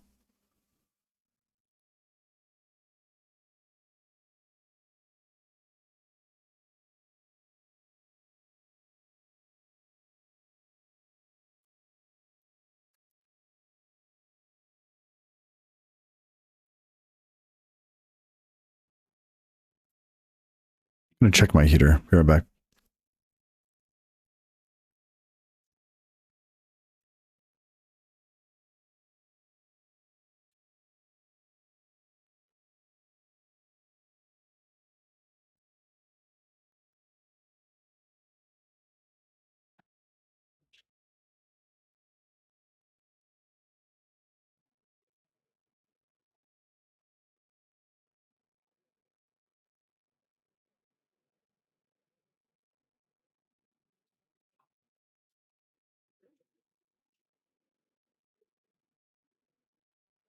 Getting a bit crisp in here. All right. Feels like it's just here. Fetch database info.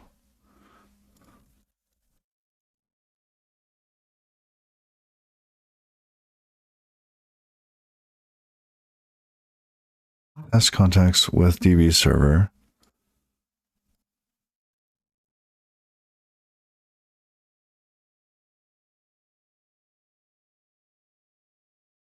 So it only has a server DB.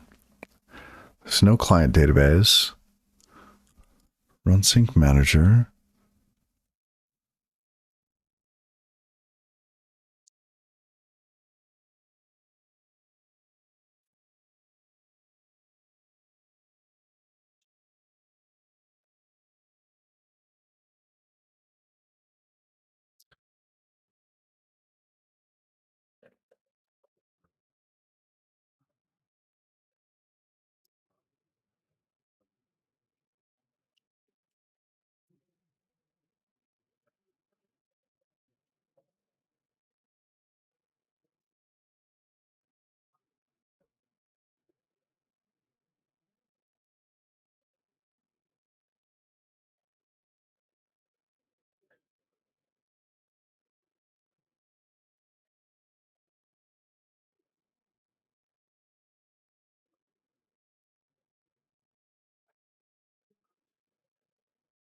It's happening twice?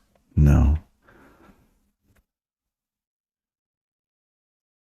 Connect to archive server.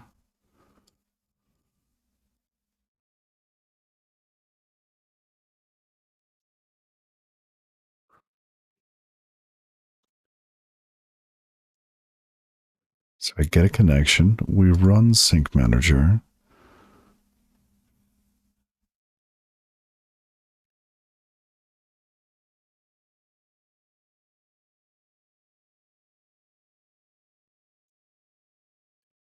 Database stream where we get a database stream request, get database request. That's fine. We spawn this. This is just handling the previous stream. That's okay. Back from run database stream. And then sync, new database sync.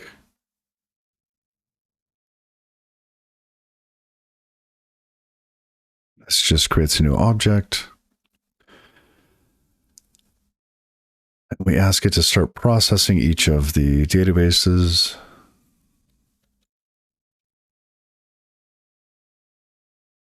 So was that Tokyo spawn? So this gets forked. Well, not forked, but spawned.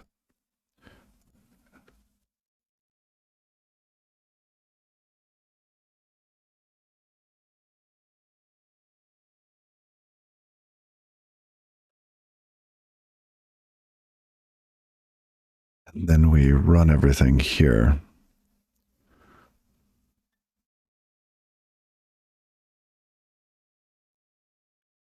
Oh. But if this happens, we come through and then go back to the beginning. Ooh, we might not want that. Because then we set up the connection again. We should have a loop here.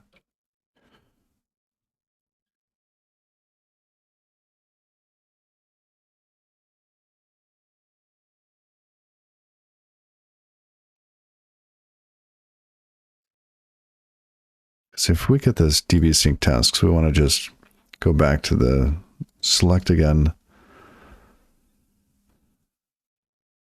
This should be an outer break.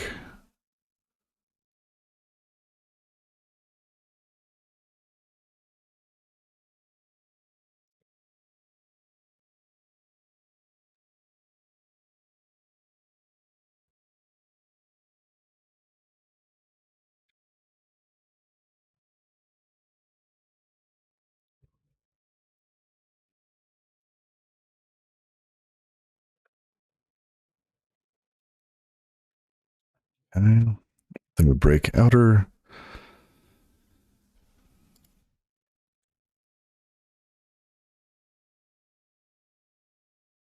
because this was firing here. It should have come around.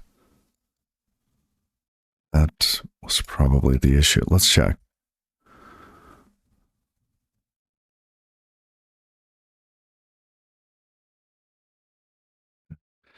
Nailed it. All right.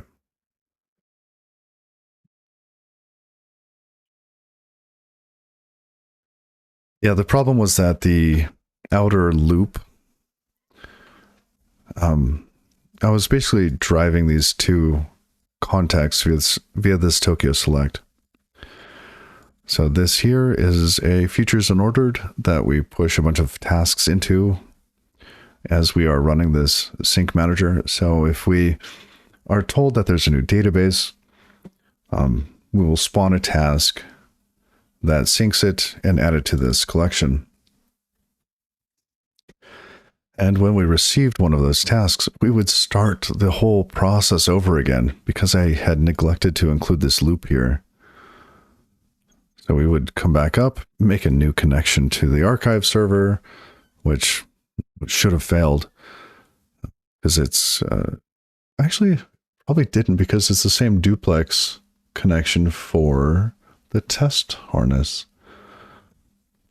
So it magically worked because it's in test mode. And then we run this again, get the wrong experience or the wrong event because we start the process over again, which gets the tasks, the events coming out of the test server out of sync. All right. Let's run them all. 4pass 2 failed. Okay. We can work with that. Which 2? Do I still have like placeholder tests at the bottom? I do, but they're commented out. Great. Failures. Test database added to running archive server. Okay. And test DB sync of stream error not found. I suspect they're similar.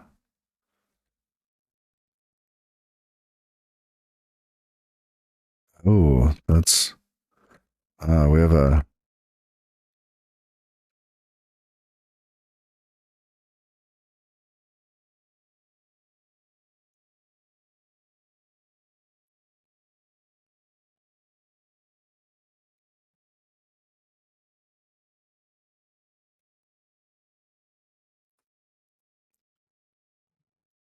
panicked. Data plan DB 966.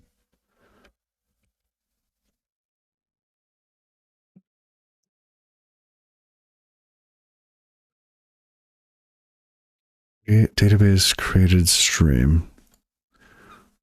Now this is, it passed once, so it did pass. Okay.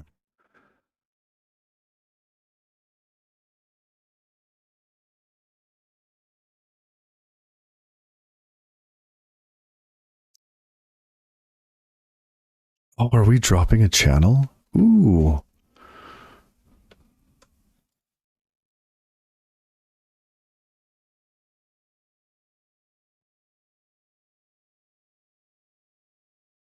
That's interesting.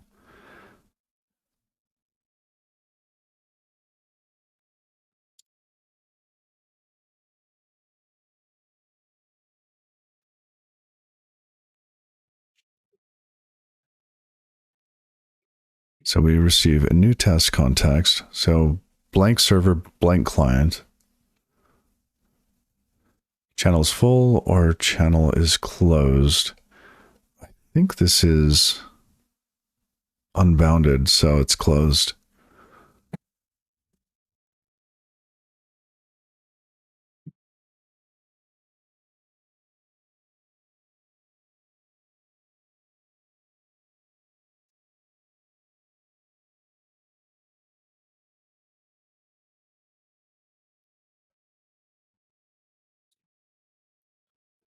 All right, so we create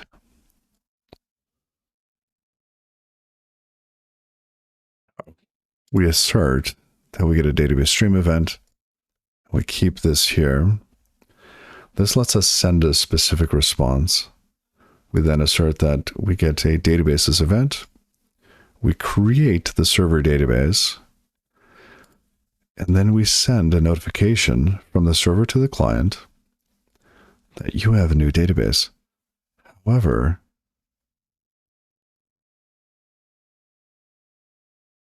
the channel is closed. That means the client didn't hold on to that piece of data. The client closed the connection.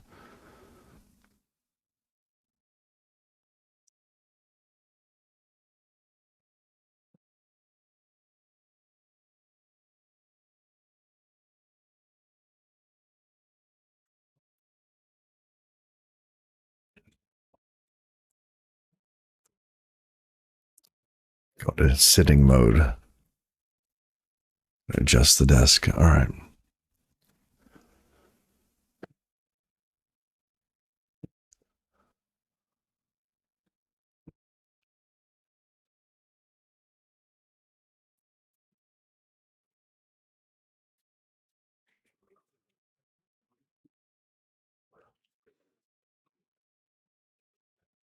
So why would the server drop that? We got a server event. Okay.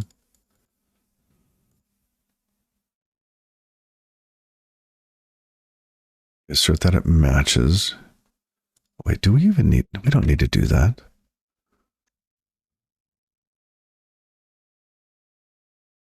It's extra. Should still get the same. Okay, it worked that time, failed this time.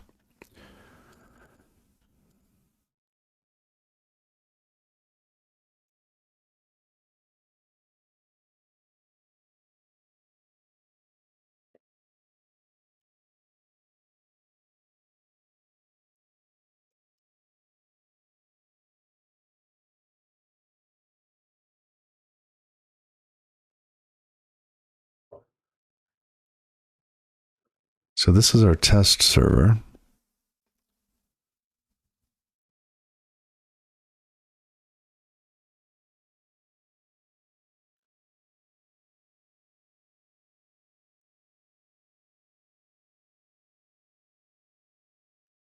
So we have a sender and a receiver. Sender, receiver. We send that back.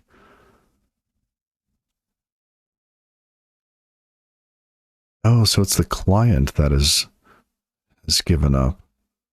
So we send the sender to the test code. The receiver goes back to the client over here somewhere. See, this means that the client has dropped the stream.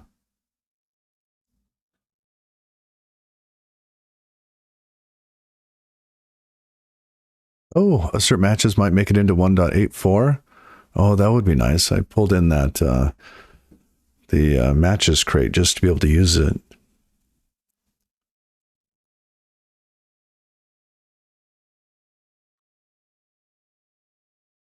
It's hard to reason about. Oh.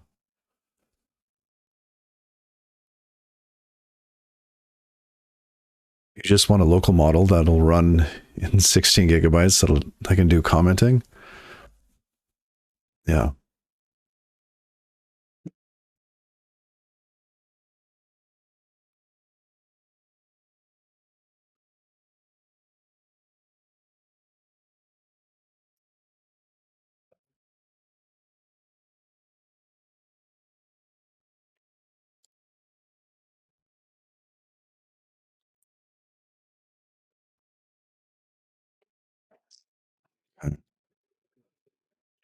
So we need to find a database stream request.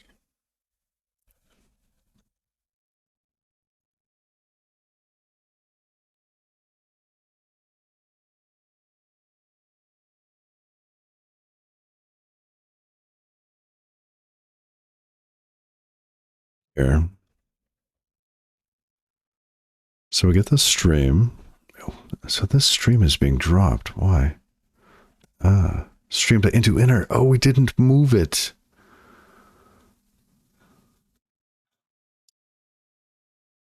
It needs to be in here.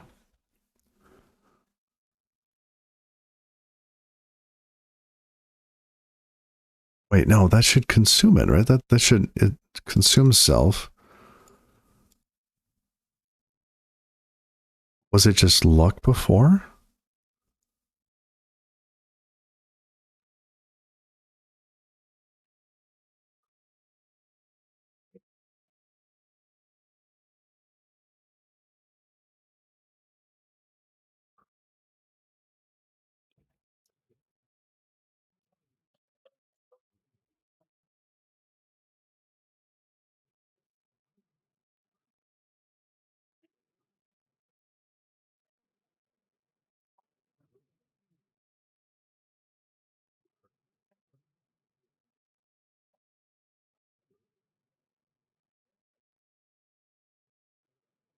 And place.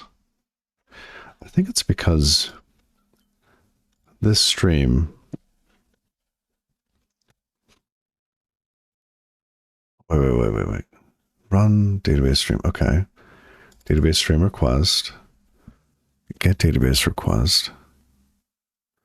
This is really? Was it that early? I thought we were streaming a database.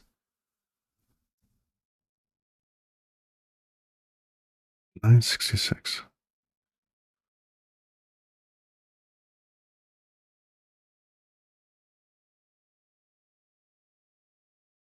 Oh, no. We're saying, hey, this database exists. Got it. Which is here. This stream is this exiting?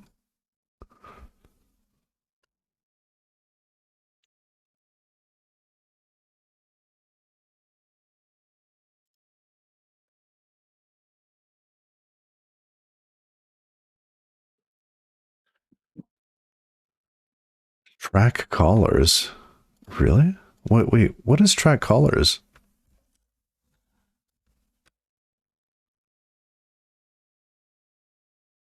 I've never heard of track callers.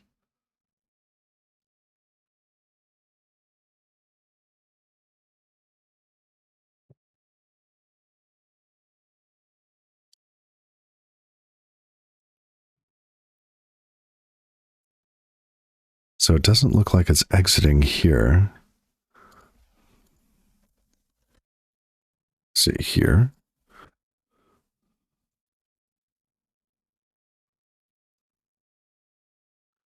Oh, it inlines the backtrace frame. Oh, that's neat.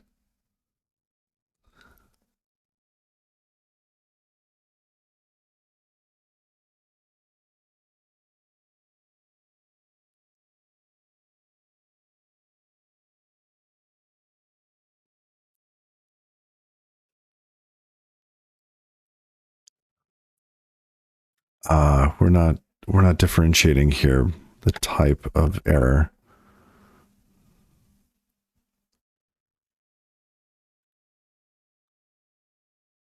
Oh, that is cool. Okay. I was looking for that the other day.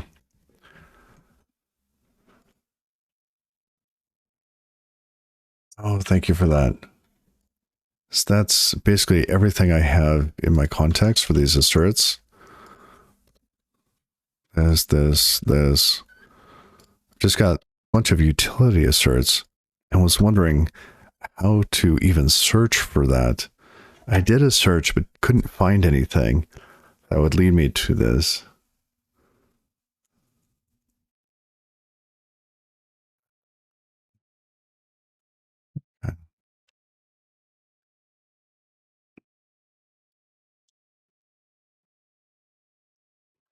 This function will not propagate the color location because, oh, on async functions is a no-op. Yep. All right. Well, it's worth a try. Do they need to be async? They do.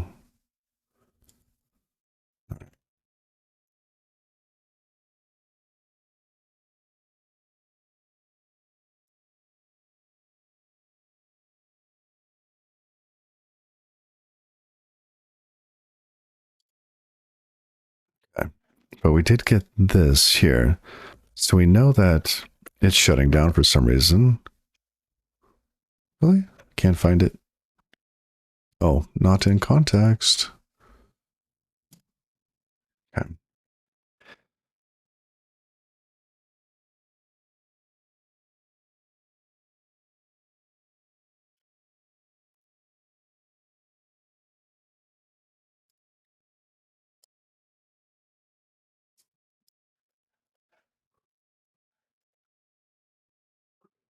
So result. Okay. Copilot, you got that completely wrong.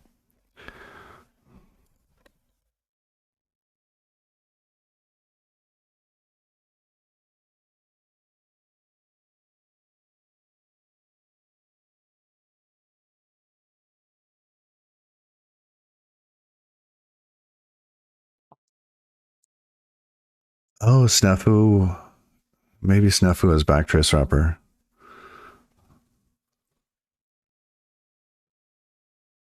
You won't use Copilot because it should drive. It's so true. I almost find it more distracting, right? And like it takes me out of the flow. I'll be trying to make something and get, surprised by a block of code. Then I have to stop and reason about it.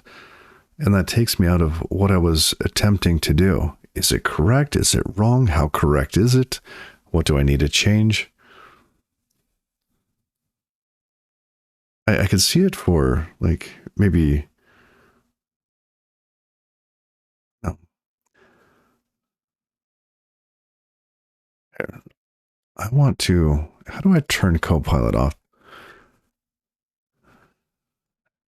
Like I feel like it works for small things, like small autocompletes, but not big things. And sometimes it's nice for adding comments, which arguably I don't really do much around here. So if I did this, I was like, hey,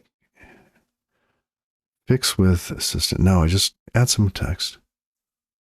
AI button.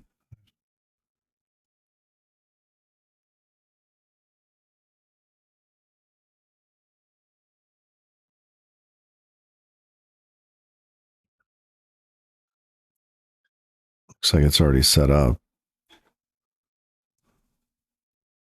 I have, oh, it's just not running. Llama's not running.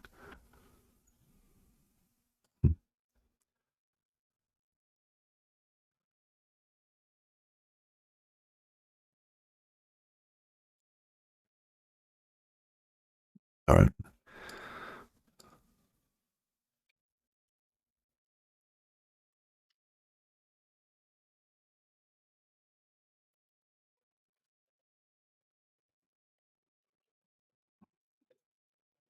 See, this is exactly what I didn't want.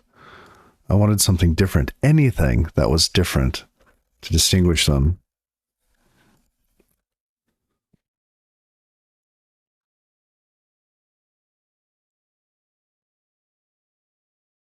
Okay, so we are getting some error.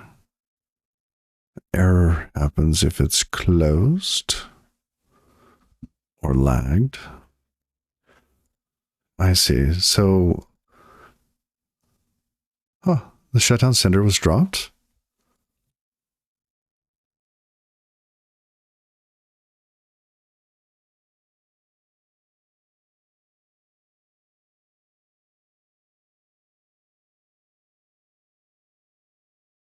Is stream into inner pin safe?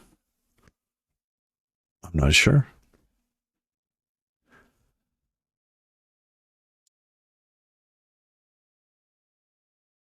Oh, interesting. That was the other.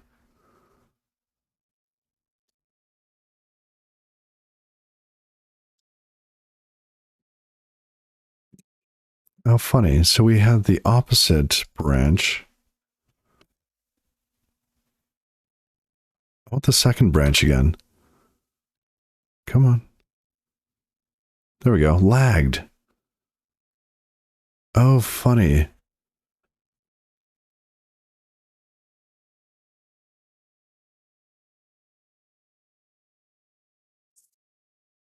All right, let's see.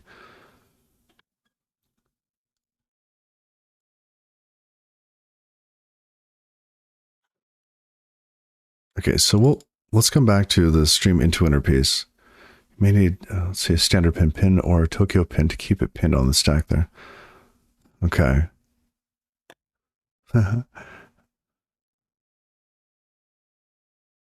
Dixius, why light mode?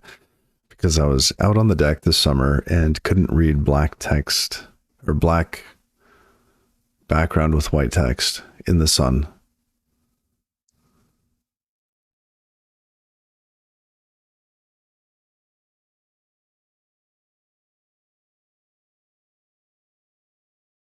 Yeah, this is a tonic response. So it's not being dropped. I moved there. Okay. Well, that's good. So it must be with the other end of the shutdown. I'm using a Tokyo broadcast for this. And it's interesting. We've seen both variants here. We've seen it being lagged, which is interesting. That means that more than one item was sent. Huh.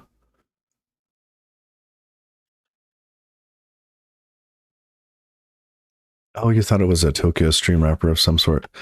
No, this is a bunch of tonic stuff kind of wrapped in Tokyo.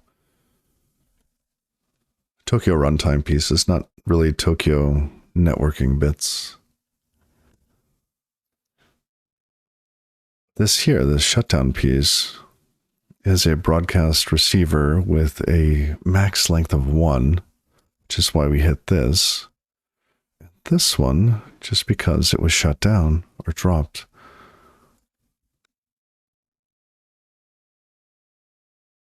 Subscribe here. Toss that in. Shutdown is off of Sync Manager. And where do we send? Okay, there's a subscribe. Where's our send here? Do we only have one? 672. Yes.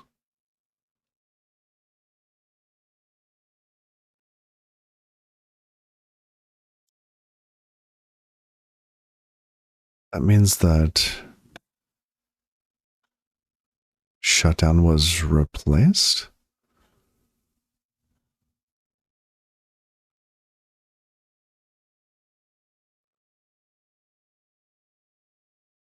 Or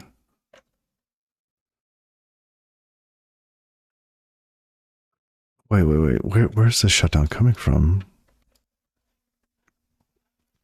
Isn't it being passed in on new? Broadcast. Here's the sender.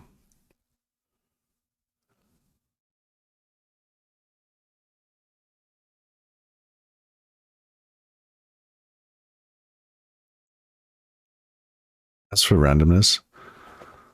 Interesting.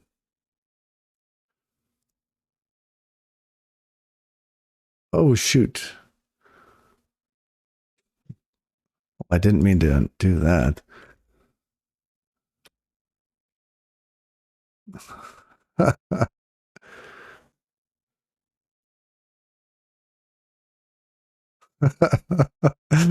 Musean, I am so sorry. I meant to hand the other thing, but your message came in.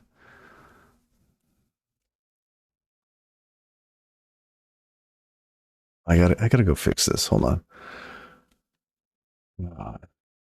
Let's see. So sorry. Banned Museum on accident. How do you undo that? Settings for stream together. Tools. I think I did unban.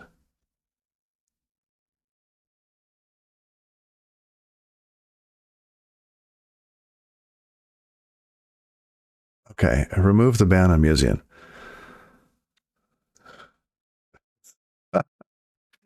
Oops. Oh my goodness.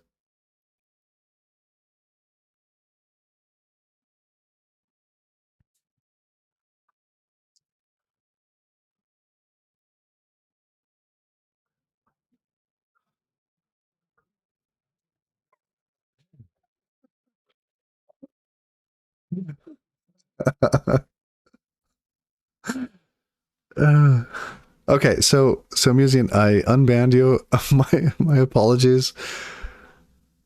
I I meant to ban the I don't know, the viewer ad thing. I am so sorry.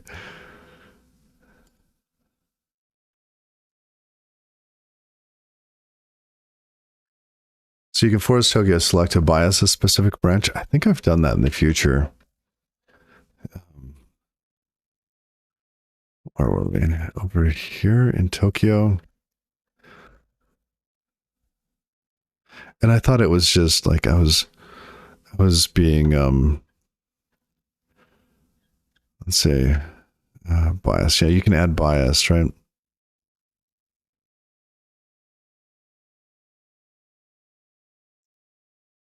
I don't know how biased I should make the code, right?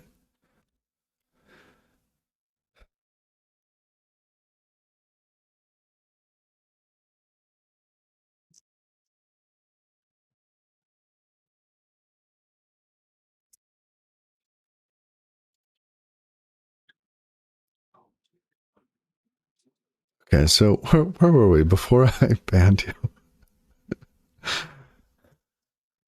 I've learned that I need to click on the names first and then the ban button.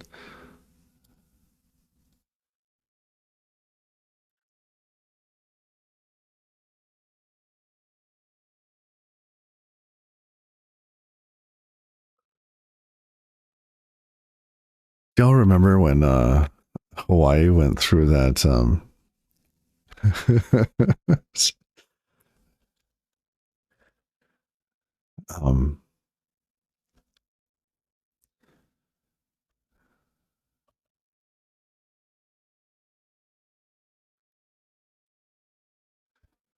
was it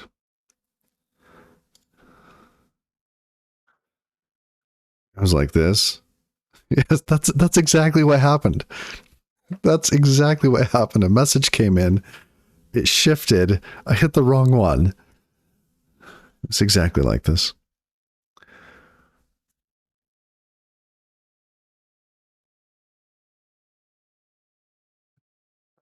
I love this one.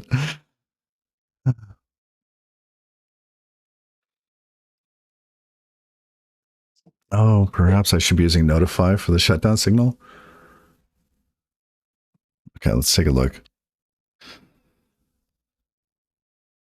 Notify. Tokyo Sync Notify.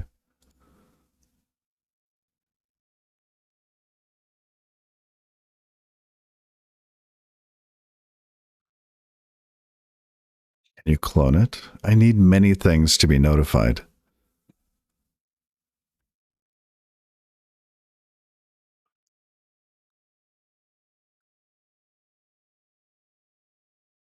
So you'd basically await on the notify handle everywhere. And oh, you wrap it in an arc. Atomic Bull as a future. Oh, really? Oh, and just check to see if you've been notified.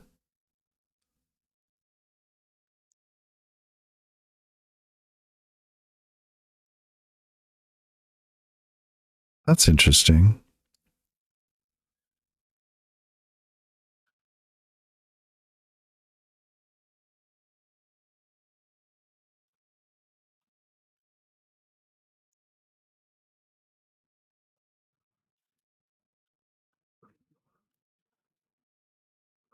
All waiting tasks. Okay.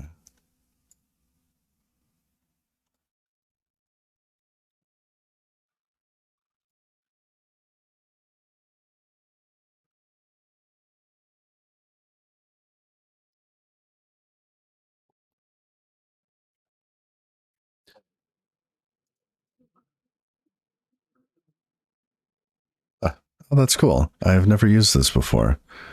Let's try it out. Okay, let's go. Nope, not there.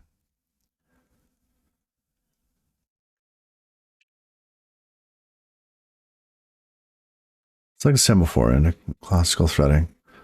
Okay. I like it.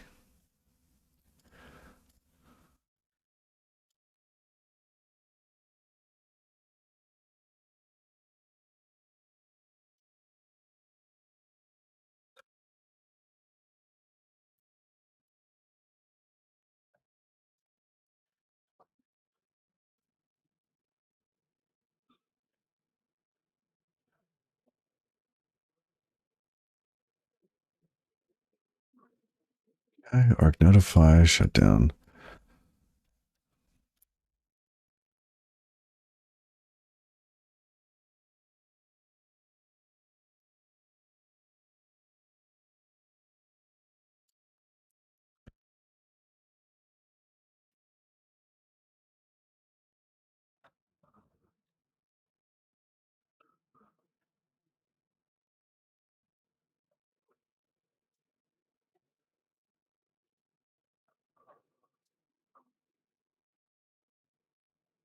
Much more efficient than a broadcast channel. Oh, that's nice. Especially if you need to synchronize the start of multiple tasks. Hmm. Yes.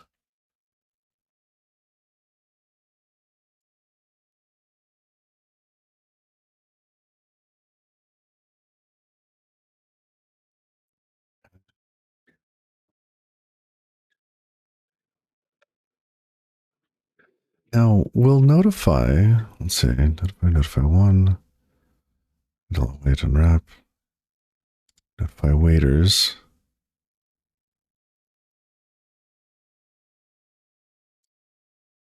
Okay, yeah, that works.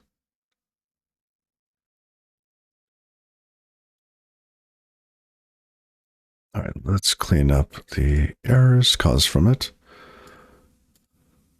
Well, this is nice now. It's just a arc clone. Self shutdown.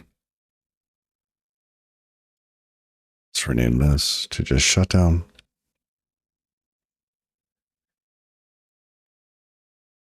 And now we just await it because it implements future. I thought samples. Send sync on pin. Where's future?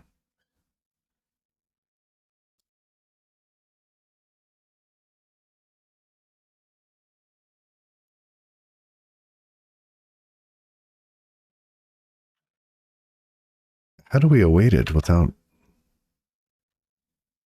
Maybe I misunderstood the example.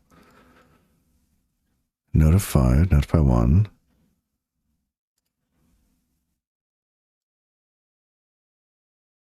Oh, notified. Got it. Got it. Wait for a notification. Okay. Holds a single permit. Okay, that makes sense. So we need notified.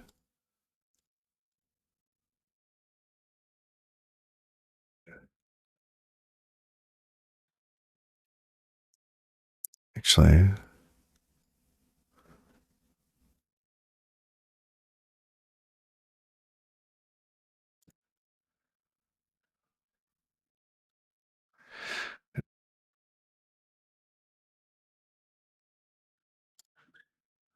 now what are we doing here? This, do we want it inside or outside of the loop? Probably outside.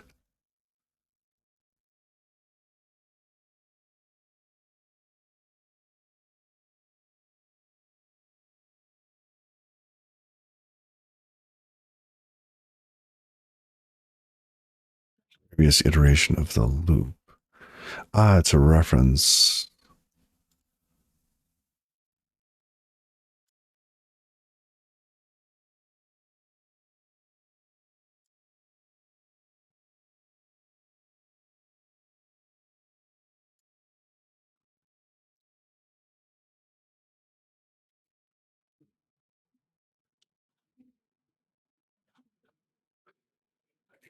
We could just wait on that, couldn't we? We don't need that like that. We could just have shutdown.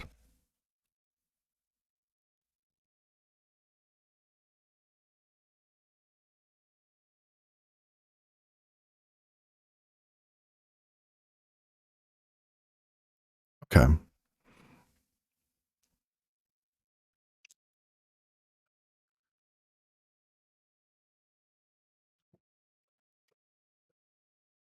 Now, do we need to have, let's see, holds a permit. Do we need to get a hold of one of these before the awaiters? Notify all waiting tasks.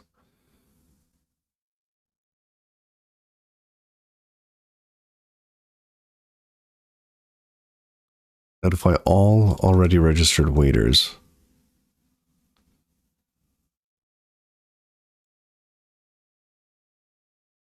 Interesting. So how do we wire that up here? Because here we wouldn't. I guess we would be a waiter, wouldn't we?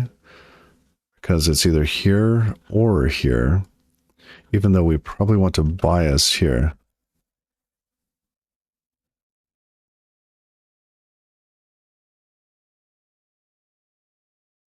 So by coming around here,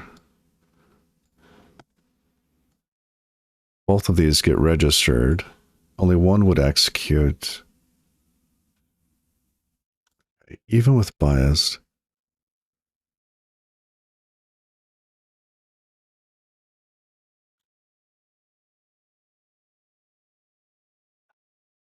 I'm just wondering whether or not we register the slot ahead of the select. We'll pull the first arm first, then the second. I see. So ideally we want this outside of even the loop. And we just want to know.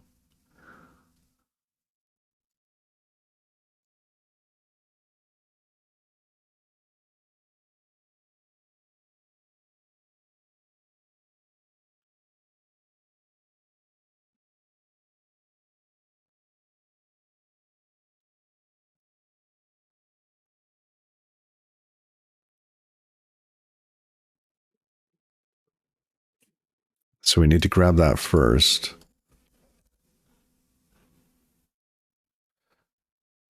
It would come in here. Because if we bias in this direction or leave it up to a dice roll, then it would come through here. If there is a message waiting, we wouldn't actually hit this. It would come around and our slot would have been abandoned.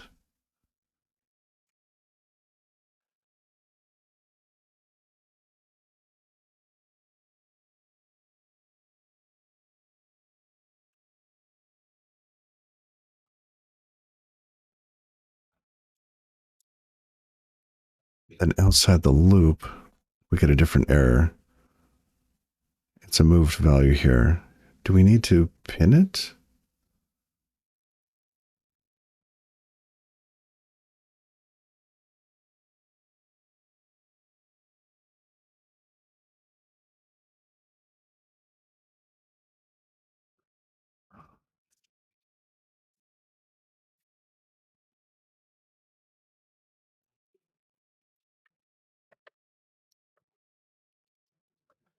You set up a slot and then check to see if the notification came for that slot.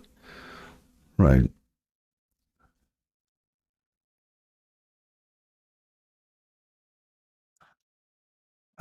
Cancel safety. Oh, I didn't look at cancel safety.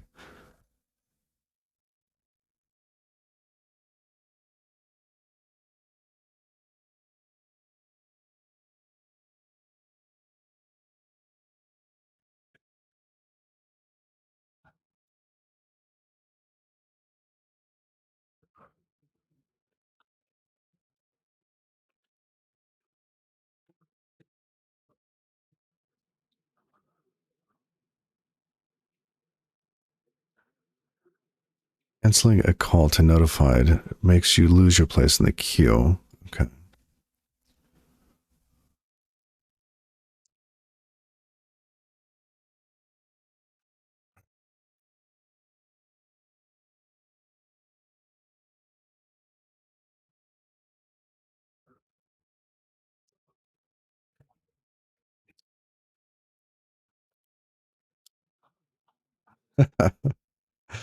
Okay. So if we have this, let's see. Move occurs because shutdown notified has type notified, which does not implement the copy trait. So it gets moved in here. We lose it. What do we do?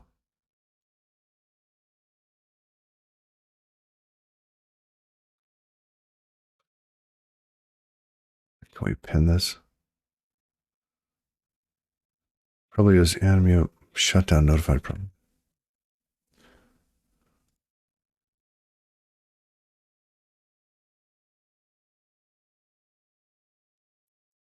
Shutdown notified.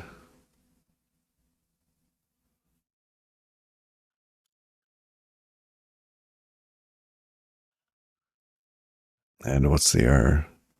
Phantom pin cannot be unpinned. Consider using the pin macro, using box pin if you need access to the pin value outside of the current scope.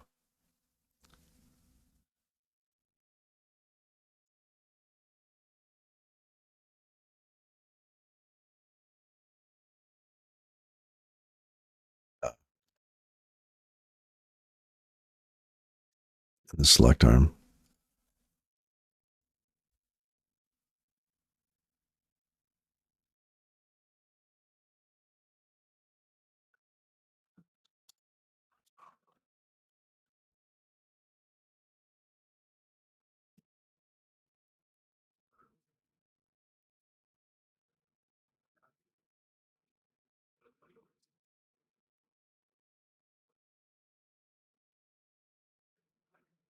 So we pin it outside the loop.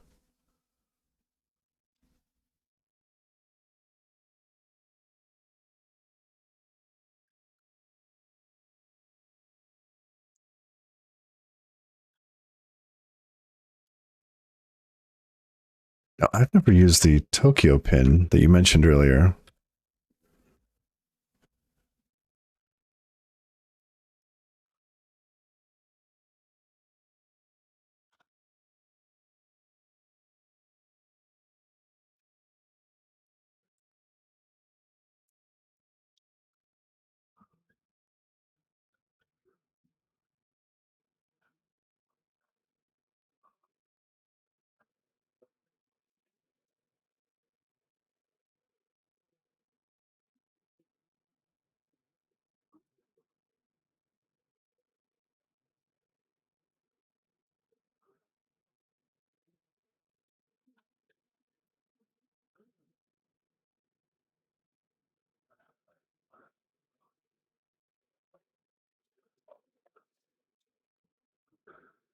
Oh, interesting. So with Tokyo pin, you can pin multiple features at once, whereas standard pin you can't.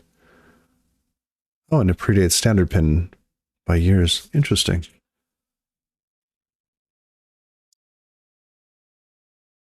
Okay. That's good. Let's see. And what are we doing here? This is the next one. We want another shutdown, as we will spawn a task and do something very similar. Okay.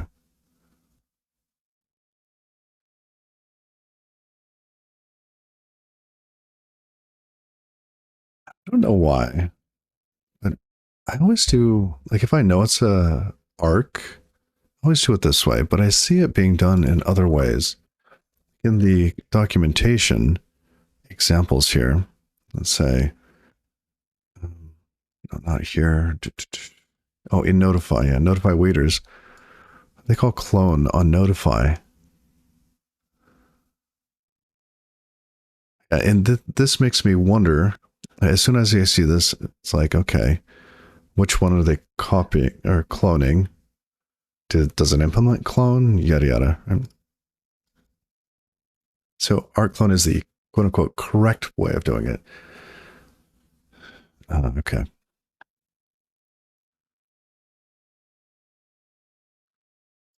Wait. So Rust compiler, you changed the output executable name and the memcopy works as intended? In the world?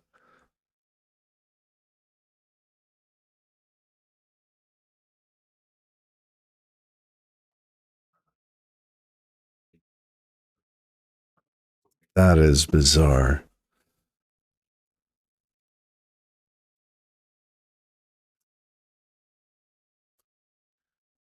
Let's see, it's cloning the arc and not the T. Arc clone works, but there are ways of making it fail. Oh, I see.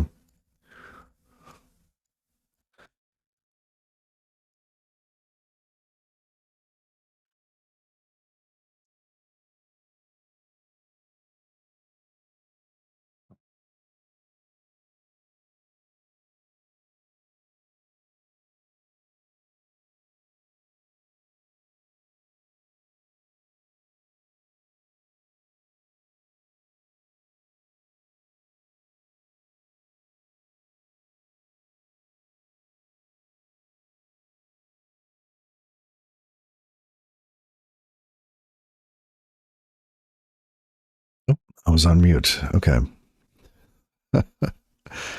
So we get shut down.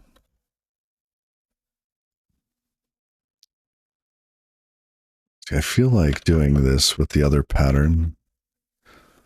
I would rather that be there. Toss another one of those on.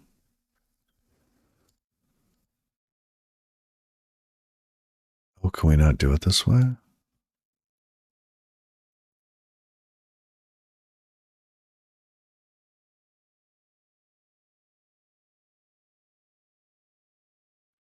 Did it automatically add one for me? It did. I am not used to that. That has bitten me more times than I care for.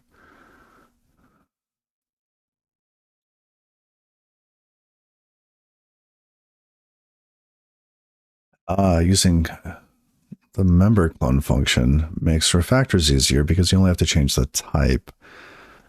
Yes. I think I still prefer this way.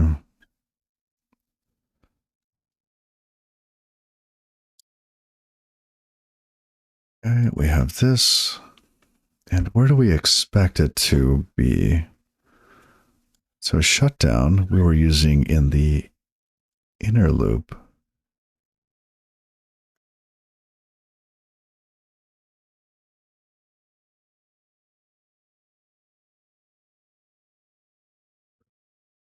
Yeah, I'd prefer that as well. I like it when things break. I wouldn't want a copy to be had when I wouldn't expect it.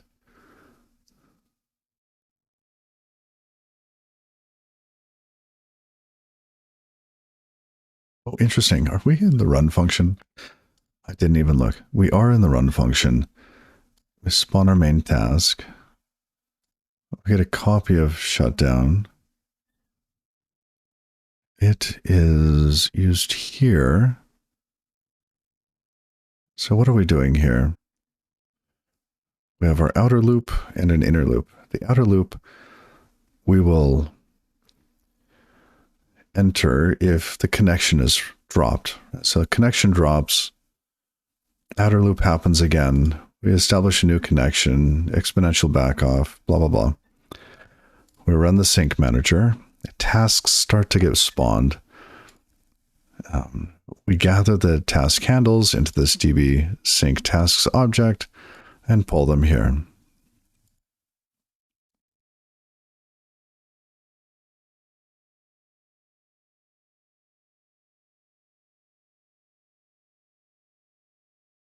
If one of the tasks returns, which they should just run forever, quite frankly. If it returns, we log the result, and then we check to see if we've been instructed to shut down. Do we have something on notify that notified?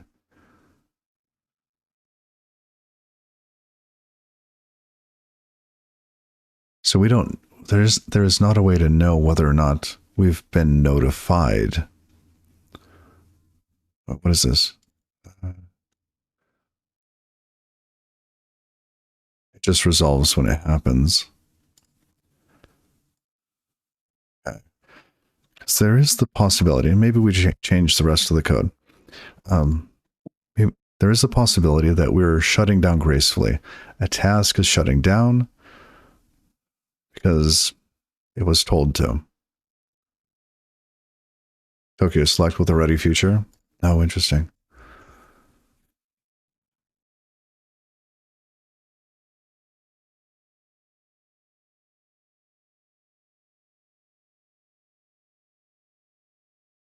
So we check to see, has shutdown been signaled? Yes or no? If it, regardless of whether it has or not, if something is returned, we are going to go back to the outer loop. We will await everybody's shutdown because we will signal shutdown here. It looked like shutdown dot notify waiters. It's effectively that. And then here.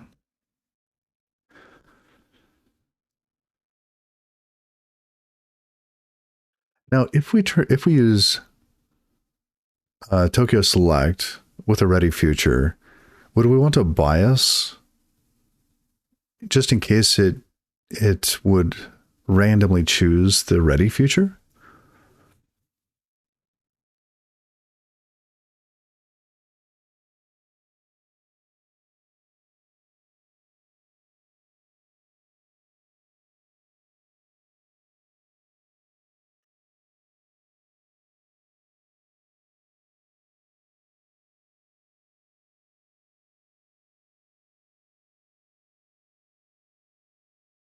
Let's see. Ready is standard future.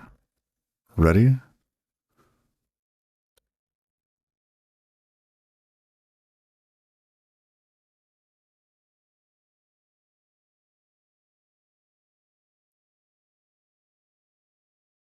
It's a feature that's immediately ready. Or in small uses race. Oh yeah. I remember small. It's been a while since I've used it.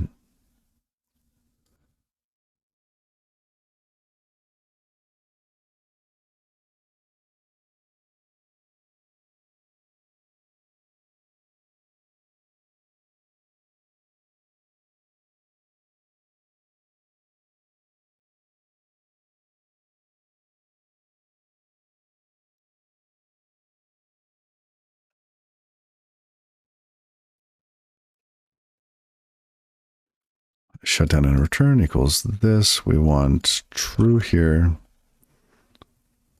and false here.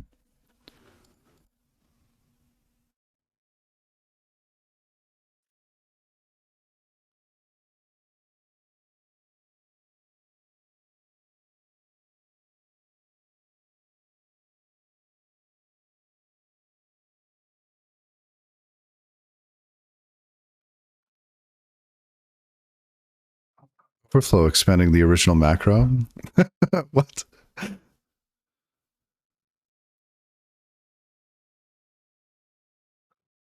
Oh, here. Thank you.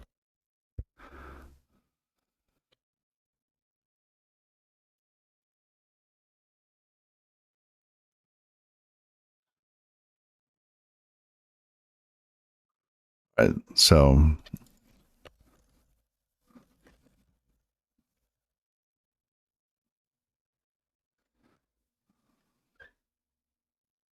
yeah, definitely turn it into a function. Um, hmm.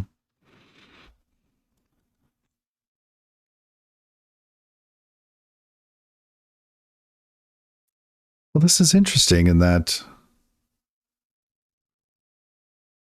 as soon as we spawn a task, we could then get notified. Okay. Yeah, yeah. Why do I need this? So I need to know um, whether or not something has shut down due to error or it's shutting down gracefully. If it is shutting down gracefully, then we want to also break out of the loop. If it is not shutting down gracefully, then we will restart the outer loop and reestablish a connection to the archive server.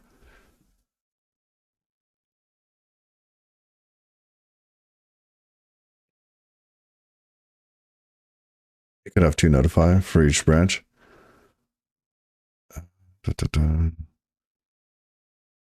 Oh, here?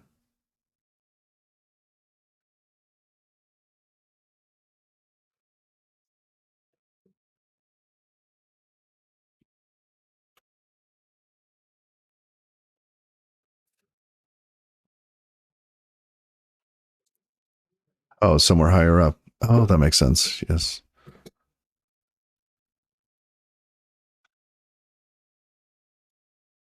I see. So chain them if I need to. Okay. That makes sense. Definitely we'll be looking into fixing this. I'm running short on time, so I want to get through this.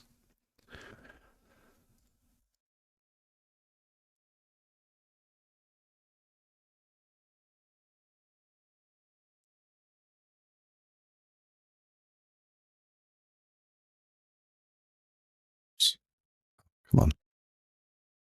There we go. Self shutdown, reference that. Arc move.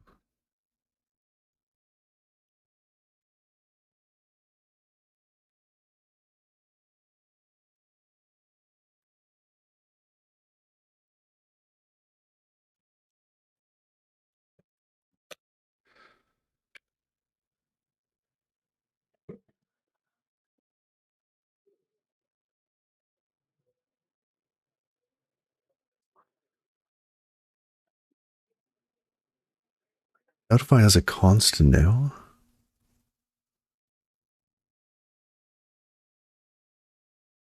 Interesting. Huh.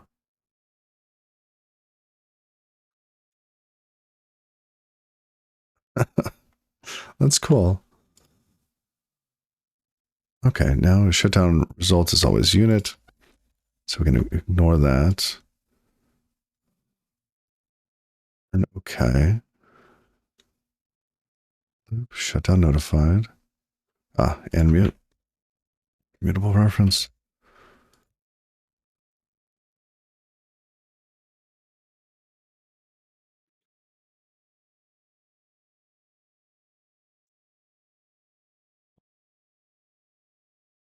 Right. Now, where are the other errors? Expected arc notify. Ah, yes.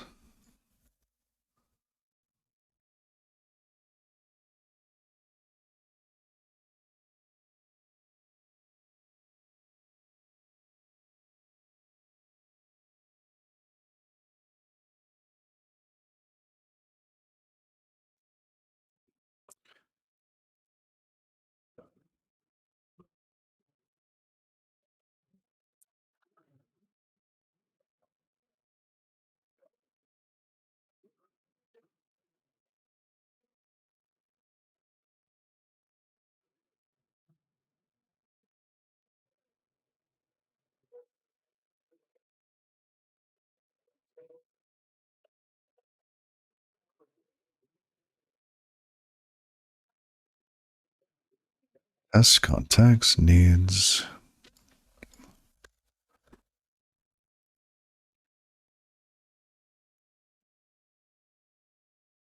one of those. Good, good. Okay. Now for the other one.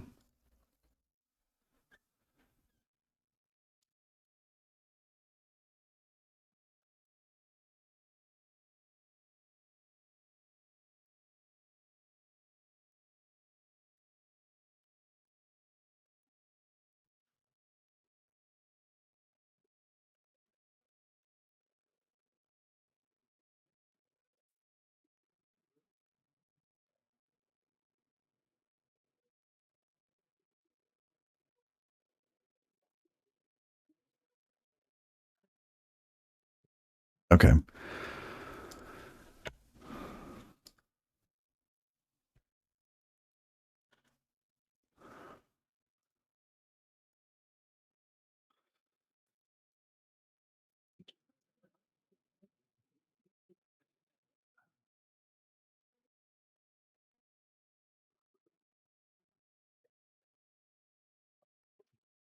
Oh, Rust Analyzer has a convert member clone into qualified call rewriter thing.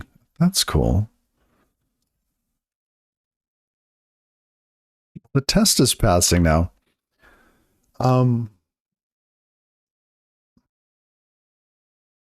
Is it passing because we favor the one branch now? Or was that here? Oh, we don't favor it.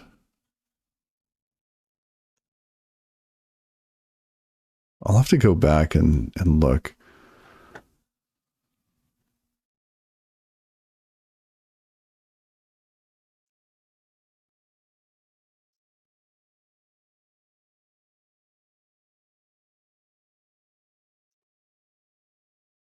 Does that actually have to be a pin? Let's check. It does.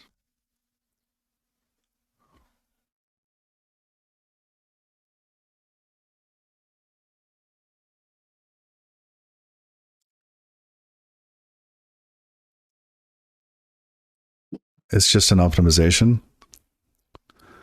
I see. Yeah, I doubt that. I think I would rather have it fail occasionally if there is some odd condition. But this one has to be biased. Otherwise, it will hit this one randomly. Okay. Here.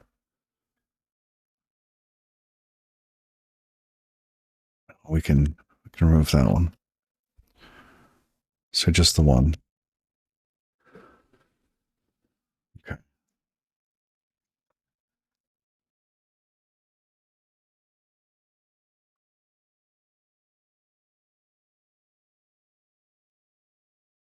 Gonna run this a couple times.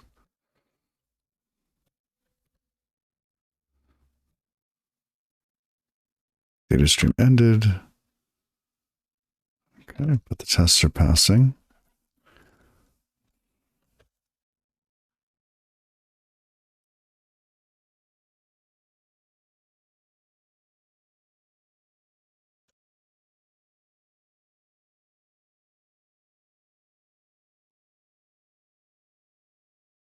Really? Oh, database. Goodness. Thank you.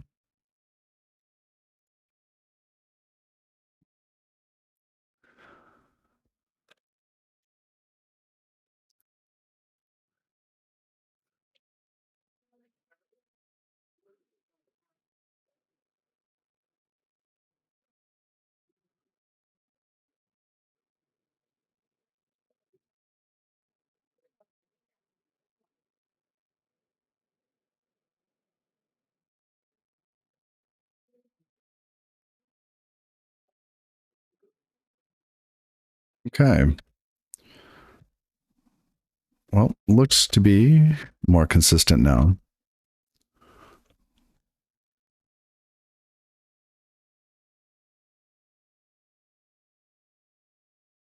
So in some place we were dropping the broadcast sender, which was causing part of the code to return early because it looked like it was being shut down.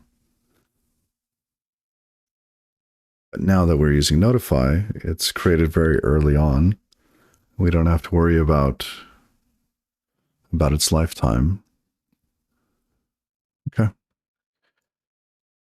Makes sense to me. Um,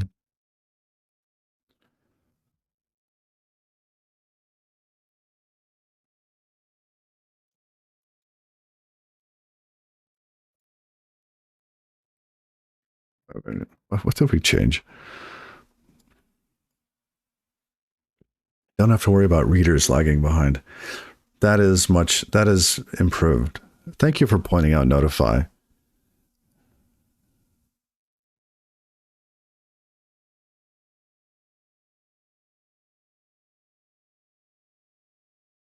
Test updated some asserts with assert matches.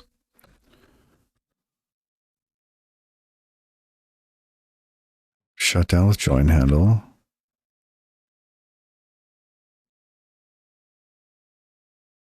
Oh, this is the much larger change. Okay.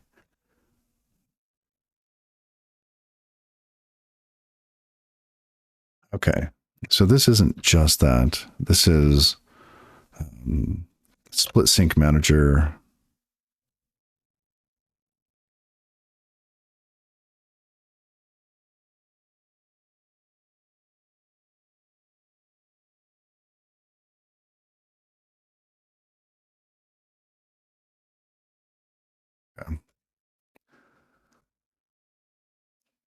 Justice, how are you? Happy Saturday.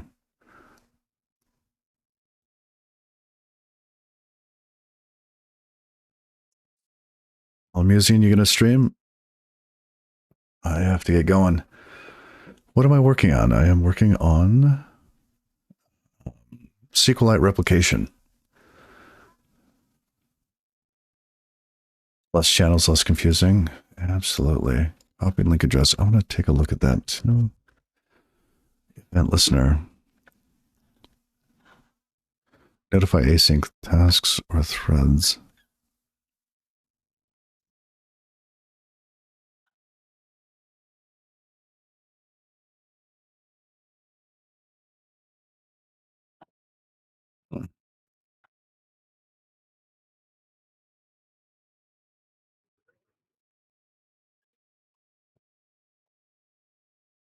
Oh, this is nice. This helps with, like, what is it? The observer pattern?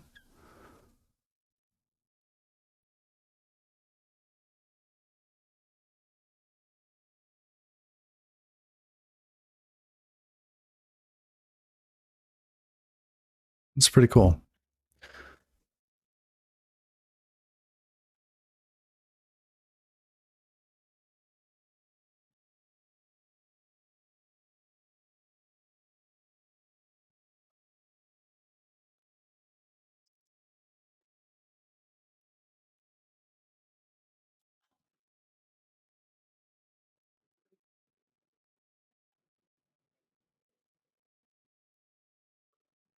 We're going to raid Togglebit.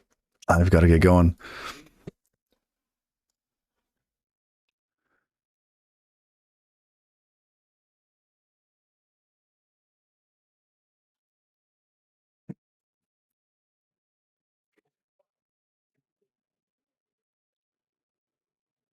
The semaphore mixed with a wait group. Yes. Children can do a notification on the parent. It's basically the same thing as Tokyo's Notify, just in their style. You think you used a watch sender. Nice.